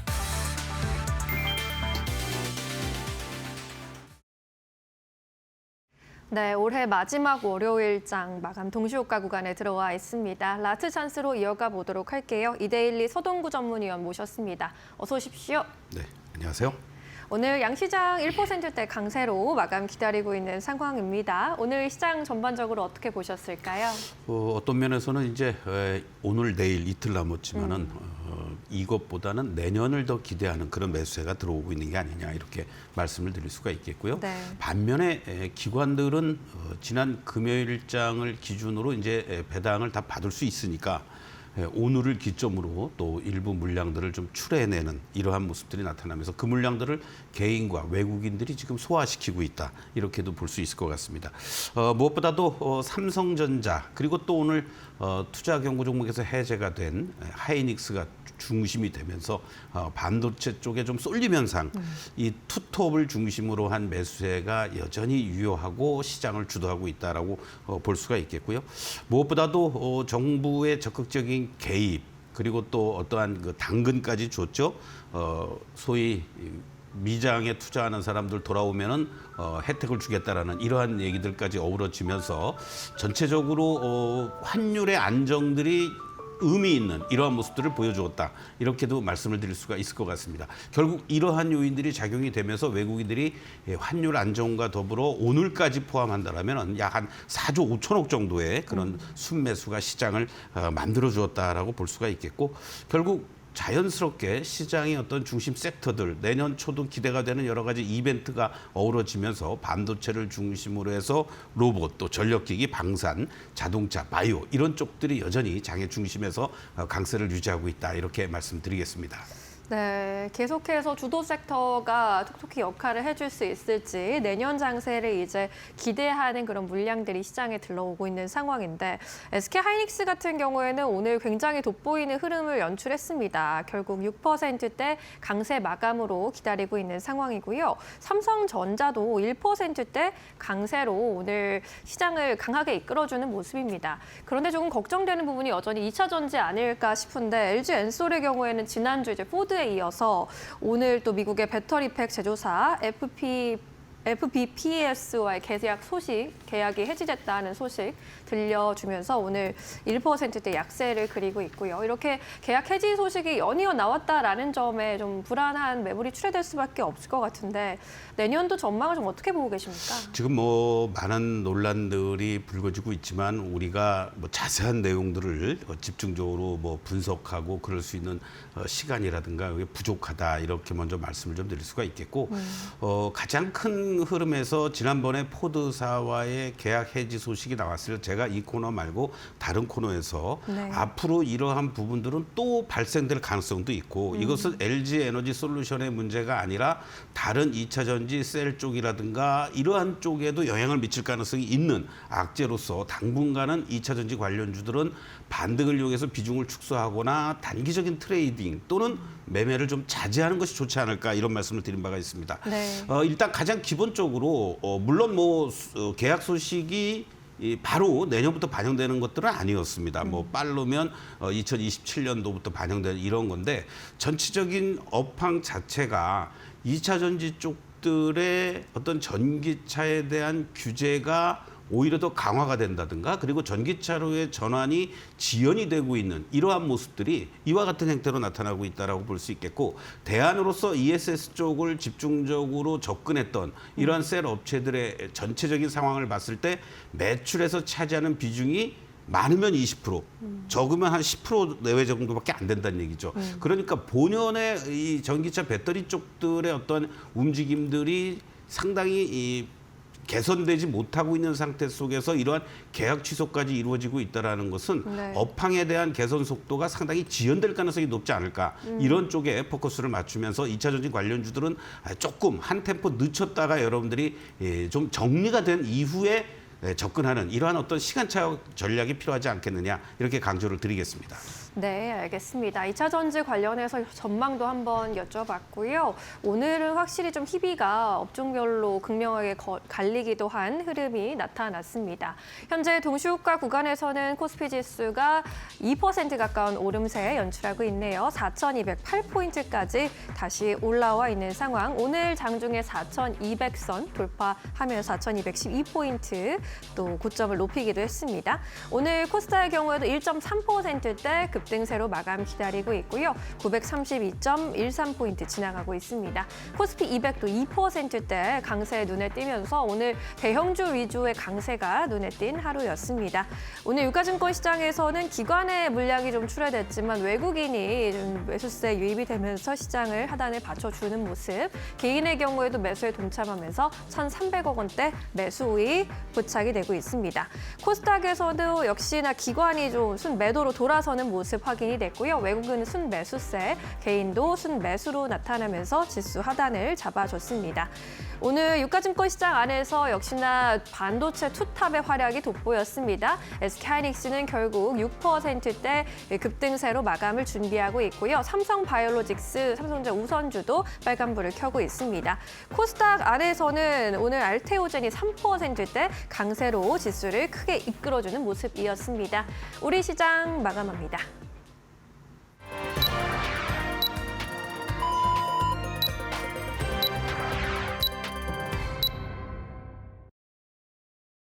네, 12월 29일 월요일장 국내 증시 마무리가 됐습니다. 오늘 우리 시장은 배당락일임에도 불구하고 양시장 견조한 상승세가 나타났고요. 대형주 중심으로의 강한 시세가 이어지면서 코스피 200의 탄력은 더 좋았던 하루였습니다. 그렇다면 오늘 우리 지수를 이끈 종목은 어떤 게 있는지 트레이딩 뷰를 통해서 조금 더 자세히 알아보시죠. 오늘 시장에서 강한 주목을 받고 그만큼 시세를 분출했던 종목은 단연 SK하이닉스였습니다. 삼성전자가 최근 강한 시세를 이어갔을 때 투자 경고 종목으로 계속 지정이 되면서 이로 인해 주가가 지지부진했던 움직임이 나타났었는데요. 오늘은 투경 종목에서 해제가 되면서 그동안 억눌려 있던 투심이 강력하게 폭발했고요. 결국에는 6% 넘는 강한 시세, 63만 원 선을 돌파하는 데 성공하기도 했습니다. 이에 발맞춰서 삼성전자도 1.8% 그리고 이수페타시스도 3% 이상의 상승세, 오늘 전반적으로 반도체 관련 기업들의 움직임이 좋았고요. 이와 연동돼서 LS 일렉트릭 같은 경우에도 4%가량의 오름세, 효성중공업도 4%가량 상승하면서 전선 전력설비 관련 기업들의 움직임도 견조한 상승세가 나타났습니다. SK하이닉스와 마찬가지로 오늘 투자 경고 종목, 지정 종목에서 해제된 기업이 있죠. 한화 에어로스페이스인데요. 역시나 그동안 억눌렸던 투자 심리가 급격하게 몰리면서 오늘 9% 이상의 강한 상승 나왔고요. 달 착륙선 관련된 모멘텀 엮이면서 시세가 좋았습니다. 뿐만 아니라 오늘 한국항공우주와 LRG 넥스원과 같은 방산 관련된 기업들 전반적으로 오늘 긍정적인 방향성을 보여줬습니다. 메리츠 금융지주 같은 경우에는 오늘 3%가 넘는 상승 나왔고요. 한국투자증권과 미래에셋증권도 오늘 오름세가 강하게 시현됐는데요. 시장의 분위기가 살아나자 증권 관련된 기업들의 움직임도 함께 들썩이는 모습이 특징적이었습니다. LG에너지솔루션 같은 경우에는 계약 해지 소식이 오늘도 들려오면서 투자 심리가 급격하게 위축이 됐고요. 0.9%가량 밀리면서 종가를 체결했습니다. 완성차 관련된 기업들도 전반적으로 견조한 상승세였고요. 네이버 같은 경우에는 쿠팡의 개인정보 유출로 이탈되는 회원들이 네이버 쇼핑으로 이어질 수 있다라는 분석이 나오면서 오늘 4%가량 상승했고요. 카카오 역시나 5%가량의 오름세가 나오면서 인터넷 대표주들도 전반적으로 강한 시세를 분출했다는 것이 특징적입니다. 다음으로는 코스닥 함께 살펴보겠습니다. 네, 코스닥 오늘 알테오젠이 3% 넘게 상승하면서 제약바이오 관련 기업을 중심으로 투자 심리가 굉장히 우호적이었던 하루였고요. 삼천당 제약도 5%가량의 오름세, 파마리서치도 5%, D&D 파마텍도 2% 넘는 상승 나타나면서 오늘 미용 관련된 기업과 그리고 비만 치료제 관련된 기업들, ADC 제형과 관련된 기업들 전반적으로 고른 상승이 나타났다는 것이 특징적입니다. 다음 달 JP모건 헬스케어를 통해서 여러 가지 기술력이 발표될 것으로 보이는데 이를 앞두고 오늘 제약 바이오 관련 기업들의 흐름이 괜찮았던 것으로 보이고요. 이와 함께 오늘 전반적으로 좋았던 게 반도체 소부장 관련 기업들과 일부 로봇 관련 기업들의 움직임도 좋았습니다. 하이젠 R&B이 8% 넘게 상승했고요. 유일 로보틱스도 5%가량의 오름세가 나타났습니다. 다만 2차 전지 관련 기업들은 오늘 한 걸음 쉬어가는 분위기였는데요. 대표적으로 엔캠이 1%가량 빠지면서 종가를 체결했다는 점도 참고해 보시면 좋을 것 같고요. 엔터주들도 전반적으로 긍정적입니다. SM이 3%에 가까운 상승력이 나타났는데 게임주들은 한 걸음 쉬어가는 분위기, 섹터별로 그리고 종목별로 움직임이 상이했다는 점은 참고해 보시면 좋을 것 같습니다. 이렇게 종목별 마감 상황 함께 확인해 봤고요. 그렇다면 오늘 지수는 어떻게 마감했는지 살펴보죠. 심희영 앵커가 전해드립니다. 네, 올해 마지막 월요일 거래가 모두 종료됐습니다. 코스피와 코스닥은 강한 상승세를 보여줬는데요. 코스피가 2%대 탄력으로 결국 90포인트 이상 끌어올렸습니다. 4,220.56의 장을 마쳤고요. 코스닥의 경우에도 1.4%대 급등세 연출했습니다. 932.59의 거래 마쳤습니다. 코스피 200도 2.6%대 강한 오름세 보여줬습니다. 오늘 코스피 지수 상승 출발한 이후로 오후장으로 갈수록 또 상승 탄력이 높아지는 모습이었고요. 결국에 장중 고점 부근에서 마감을 지었습니다. 4,220포인트가 장중 고점 부근이었습니다. 코스닥의 경우에도 오늘 코스피와 비슷한 일중 흐름을 그렸습니다. 상승 출발한 이후로 장중 내내 플러스권에 머물렀고 막판으로 갈수록 힘을 더해주는 모습이었습니다. 결국 역시나 장중 고점 부근에서 마감 지었습니다. 네, 이어서 오늘 외국인의 수급이 코스피 쪽으로 들어왔다라는 점이 고무적이었습니다. 3천억 원대 순 매수세로 결국 집계가 됐고요. 기관은 그만큼 물량을 좀 출회했습니다. 개인은 소폭의 매도 우위였습니다. 코스닥의 경우에도 비슷하게 수급 흐름이 흘러갔습니다. 기관이 매도로 전환을 했지만 외국인과 개인의 수급이 지수를 좀 받쳐줬고요. 개인이 1,500억 원대, 외국인은 900억 원대 매도 우위로 집계가 됐습니다. 오늘 외국인들은 어떤 종목들을 선택했는지 살펴보도록 하겠습니다. 카카오 등 오늘 AI 소프트웨어, 인터넷 쪽의 흐름이 좋았는데 경기도 안산에 있는 자사 데이터 센터를 기반으로 최신 GPU 시스템을 확립했다라는 회사 측의 보도가 나오기도 했습니다. LG 에너지 솔루션의 경우에는 지난주에 이어서 이번 주에도 계약 해지 소식이 좀 잇따라 전해지면서 주가는 약세를 그렸지만요. 외국인의 저가 매수가 유입되는 모습 포착되기도 했습니다. 효성중공업, 두산에너빌리티, 이수페타시스까지 오늘 외국인 순매수 상위 종목에 이름을 올리면서 주가도 3에서 4%대 견조한 흐름을 보여줬습니다. 이 밖에 HVM 역시나 1위로 돋보이는 모습, 우주항공 섹터 전반에 좀 시세를 끌어올려주는 모습이었고요.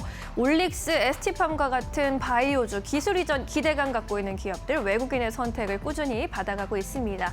에코프로비엠과 에코프로 2차 전지 전반이 좀 부진하면서 주가는 약세 그렸지만 외국인 순매수 상위 종목에 나란히 이름을 올렸습니다. 이 안에서 오늘 단연 돋보였던 HVM 점검해 보도록 하겠습니다. 우주항공 테마가 상승 궤도에 제대로 진입했다라는 평가가 나오고 있는 가운데 역시나 가장 큰 모멘텀은 스페이스X 관련한 소식들입니다. 스페이스X의 HVM 같은 경우에는 지난 2023년부터 관련 부품을 공급하고 있다라는 점 시장에서 부각을 받아가고 있는 상황입니다. 다만 이번 달 들어서 주가가 101%나 급등했다라는 점은 좀 주의해서 볼 필요도 있겠는데요. 오늘 장중에도 61,100원까지 고점을 높인 바 있습니다. 오늘 결국 17% 가까이 급등하면서 59,400원의 종가를 형성했습니다. 이어서 기관이 선택한 종목들 보도록 하겠습니다. 한화 에어로스페이스의 경우에는 오늘 달 착륙선 관련해서 국가 사업을 수주했다라는 소식이 전해지기도 했고요. 기관의 선택을 강하게 받아갔습니다. SK스퀘어의 경우에도 오늘 증권사 분석이 또 나왔는데 NH투자증권에서 SK하이닉스 대비해서 상승 여력이 더 높다라면서 목표 주가 상향 조정하는 리포트를 제시했습니다. 오늘 SK하이닉스 대신에 스퀘어 쪽으로 기관의 순매수가 집중되는 모습도 나타났습니다. 네이버와 포스코홀딩스, 현대차도 기관의 순매수 상위 종목에 이름 올리면서 주가도 동반 강세로 마감 지었습니다. 코스닥단에서는 이오테크닉스, 테스, HPSP, ISC, PSK까지 반도체 장비단의 흐름이 돋보였습니다. 이어서 오늘 이 안에서는 어떤 종목 살펴볼까요? 네이버 살펴보도록 하겠습니다. 네이버의 경우에는 역시나 인터넷 종목 전반적으로 강세가 돋보였고 지난 8월에 국가대표 AI 5개 기업 중 하나로 선정이 된 바 있는데 어느덧 시간이 흘러서 1차 프로젝트 성과를 발표하는 날이 내일로 다가왔습니다. 관련해서 어떤 발표가 있을지 기대감 시장에서도 비춰주는 모습이었고요. 오늘 결국 5% 가까이 올랐습니다. 4.5% 오른 24만 2천 원 선의 종가를 형성했습니다. 네, 이렇게 수급 특징주들까지 만나봤고요. 오늘 시장 파이널 포인트 고은별 앵커와 함께 정리해 보시죠. 네, 오늘 시장 파이널 포인트 3가지 알아보겠습니다. 먼저 첫 번째는요. 연말 랠리가 이번 주에도 이어지고 있다는 사실입니다. 오늘 배당락일임에도 불구하고 지수 자체가 견조한 상승세가 나타났었죠. 통상적으로 한 1%가량 빠지는 시장 분위기와 다르게 이번에는 반도체 기업을 중심으로 강한 상승세가 이어지면서 연말 랠리 분위기를 오늘도 이어가는 모습이었습니다. 특히나 코스피는요. 38거래일 만에 4,200포인트를 돌파하는 기염을 토해내기도 했었는데요. SK하이닉스가 투자 경고 종목에서 해제가 되면서 기관 등 수급들이 정상적으로 들어올 것이라는 기대감 커지고 있고요. 내년에도 디램과 낸드 가격의 상승세가 이어지고 영업이익이 올해도 좋았는데 내년에는 올해보다 100%가량 더 좋아질 수도 있다라는 NH투자증권의 분석도 나오는 등 반도체 기업을 중심으로 긍정적인 시장 성장성에 대한 이야기가 나오면서 투자 심리가 우호적인 하루가 이어지기도 했습니다. 두 번째 포인트 함께 살펴보겠습니다. 금속의 가격이 급등하고 있다는 것입니다. AI 시장이 지속적으로 확장이 되면서 이로 인해 금속 가격도 함께 랠리를 보이고 있습니다. 금과 은 그리고 구리와 백금까지 전반적인 상승세가 나타나고 있고요. 구리 가격은 뉴욕 시장을 중심으로 사상 최초로 톤당 12,000달러를 돌파하는 움직임도 포착이 됐습니다. 가장 중요한 건 AI 전력망의 수요가 지금 지속적으로 늘어나고 있고요. 빅테크 기업들의 투자가 여전히 뜨겁다는 점입니다. 여기에다가 광산의 공급 리스크, 트럼프의 관세 리스크까지 더해지면서 수요와 공급적인 측면에서 굉장히 타이트한 움직임이 이어지고 있기 때문에 내년에도 구리 가격의 상승세는 지속될 수 있다라는 분석이 더해지고 있고요. 이로 인해 오늘 전력 설비, 전선 관련된 기업들의 주가도 강한 시세를 이어갔습니다. 세 번째 포인트 함께 살펴보도록 하겠습니다. 드디어 다음 주에 전 세계 가장 큰 가전 전시회죠. CES가 개최를 합니다. 이를 앞두고 로봇과 AI 관련된 기업들의 모멘텀이 지금 계속적으로 붙고 있는 모습인데요. 현대차가 휴머노이드 로봇인 아틀라스의 실무를 드디어 시연을 할 것으로 알려진 가운데 두산이라던가 LG와 같이 국내 굴지 기업들도 로봇 관련된 모멘텀을 이 자리에서 밝힐 것으로 확인되고 있습니다. 이렇게 세계 최대 가전 전시회 개막을 앞두고 국내에서도 기술주를 중심으로 투자 심리가 우호적인 환경이 이어지고 있고요. 밸류체인 하단에 있는 기업들까지도 그 모멘텀을 받고 있는 분위기가 나타나고 있습니다. 올해 마지막 주간인 월요일이 시작이 됐습니다. 과연 내일장 올해 마지막 거래일인데 어떠한 시장 분위기가 나타나고 우리는 전략을 어떻게 세워야 될까요? 지금 바로 알아보시죠.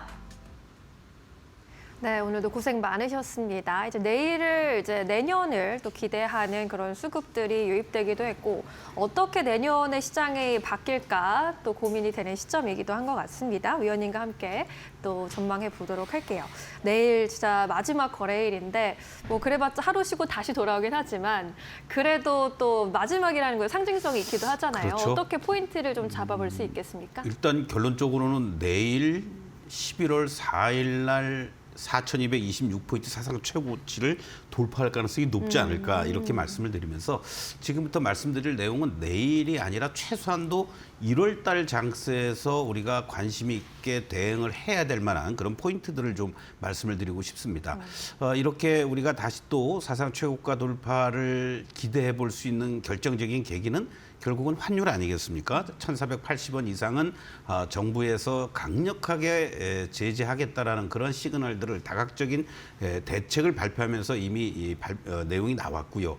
결국 여기서 곧바로 1,400원도 깨고 내려간다. 그건 아니라는 얘기죠. 계속해서 움직여 주었던 이 1,450원이 중심이 되면서 그 이하에서 안정만 돼 준다라면 외국인들의 수급이 계속해서 안정적으로 유입될 가능성이 높지 않겠느냐 이렇게 말씀을 좀 드릴 수가 있겠고 또 하나 이제 AI 거품론과 관련돼서는 하나의 실적 시즌만 되면은 나오는 이러한 어떤 얘기들이 계속 나오고 있는데 그 이후에 핵심 축이라고 할 수 있는 엔비디아가 중심이 되고 마이크론 테크놀로지의 실적이라든가 그리고 1월 7일 정도로 예상이 되는데요. 삼성전자의 잠정치 실적 이러한 것들과 향후의 코멘트를 감안해서 본다라면 이런 성장의 모멘텀을 좀 더 부각시키면서 우리가 기대감을 가져볼 만한 요인들 아니겠느냐라고 말씀을 좀 드릴 수가 있겠고 그리고 이제 1월 5일부터 시작이 되는 CES를 중심으로 그 다음 주에 JP모건 컨퍼런스 이러한 부분들이 상당히 하나의 이벤트로 남아져 있는데 한 가지 아쉬운 것은 과연 이것이 세론으로 작용이 될 수도 있지 않을까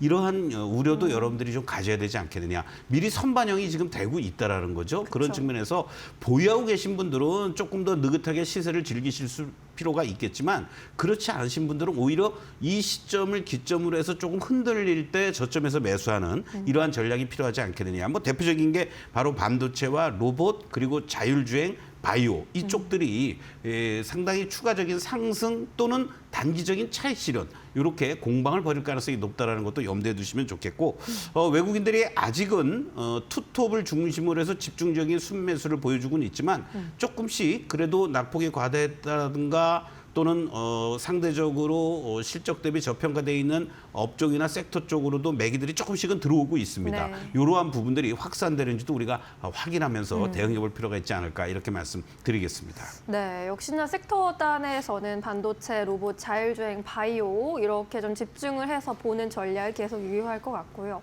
외국인의 수급 방향성 어디로 좀 이동을 하게 되는지 그 부분도 잘 체크해 보시는 것이 좋을 것 같습니다.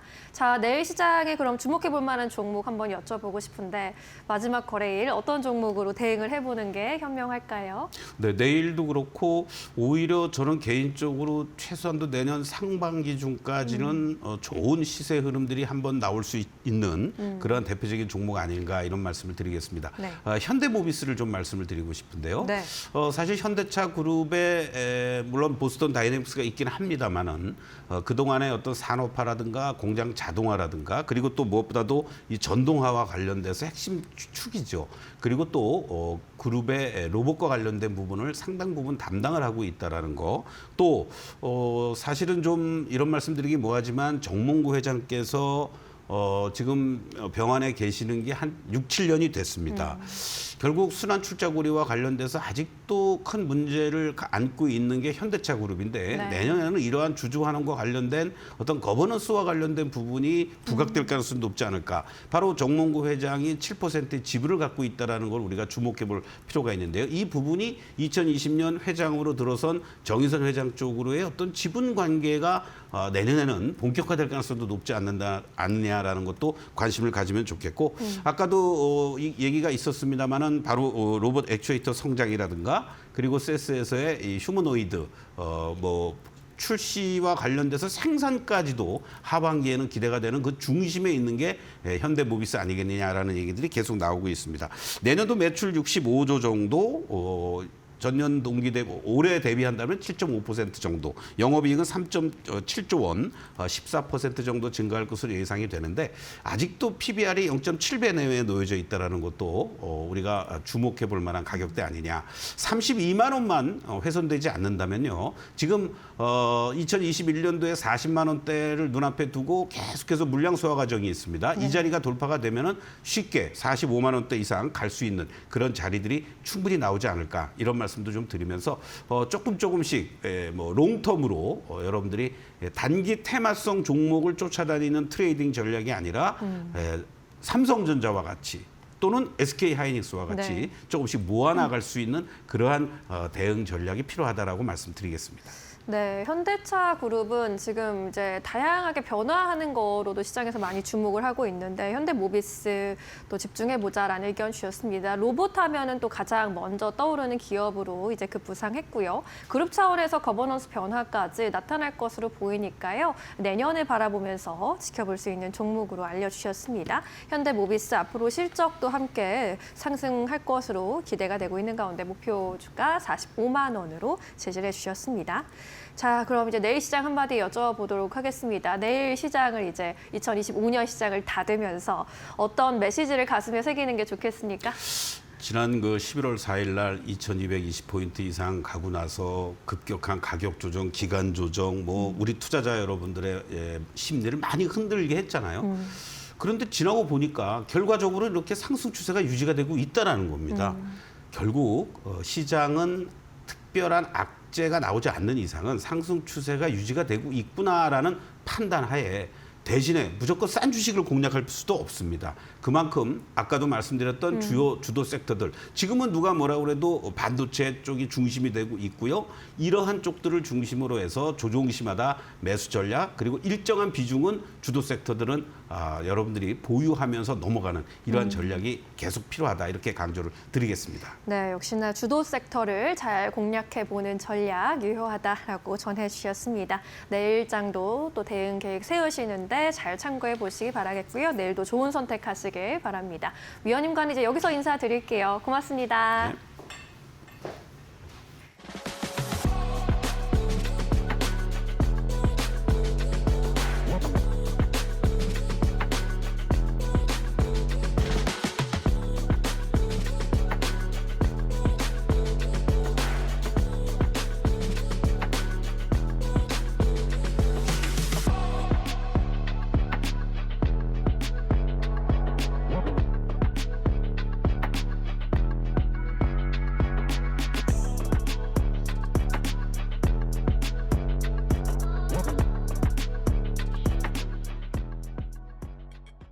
네, 오늘 저희가 준비한 소식은 여기까지입니다. 내일 드디어 2025년의 마지막 거래일이 진행되는데요. 내일도 저희와 함께 현명한 투자 전략 세워보시기 바랍니다.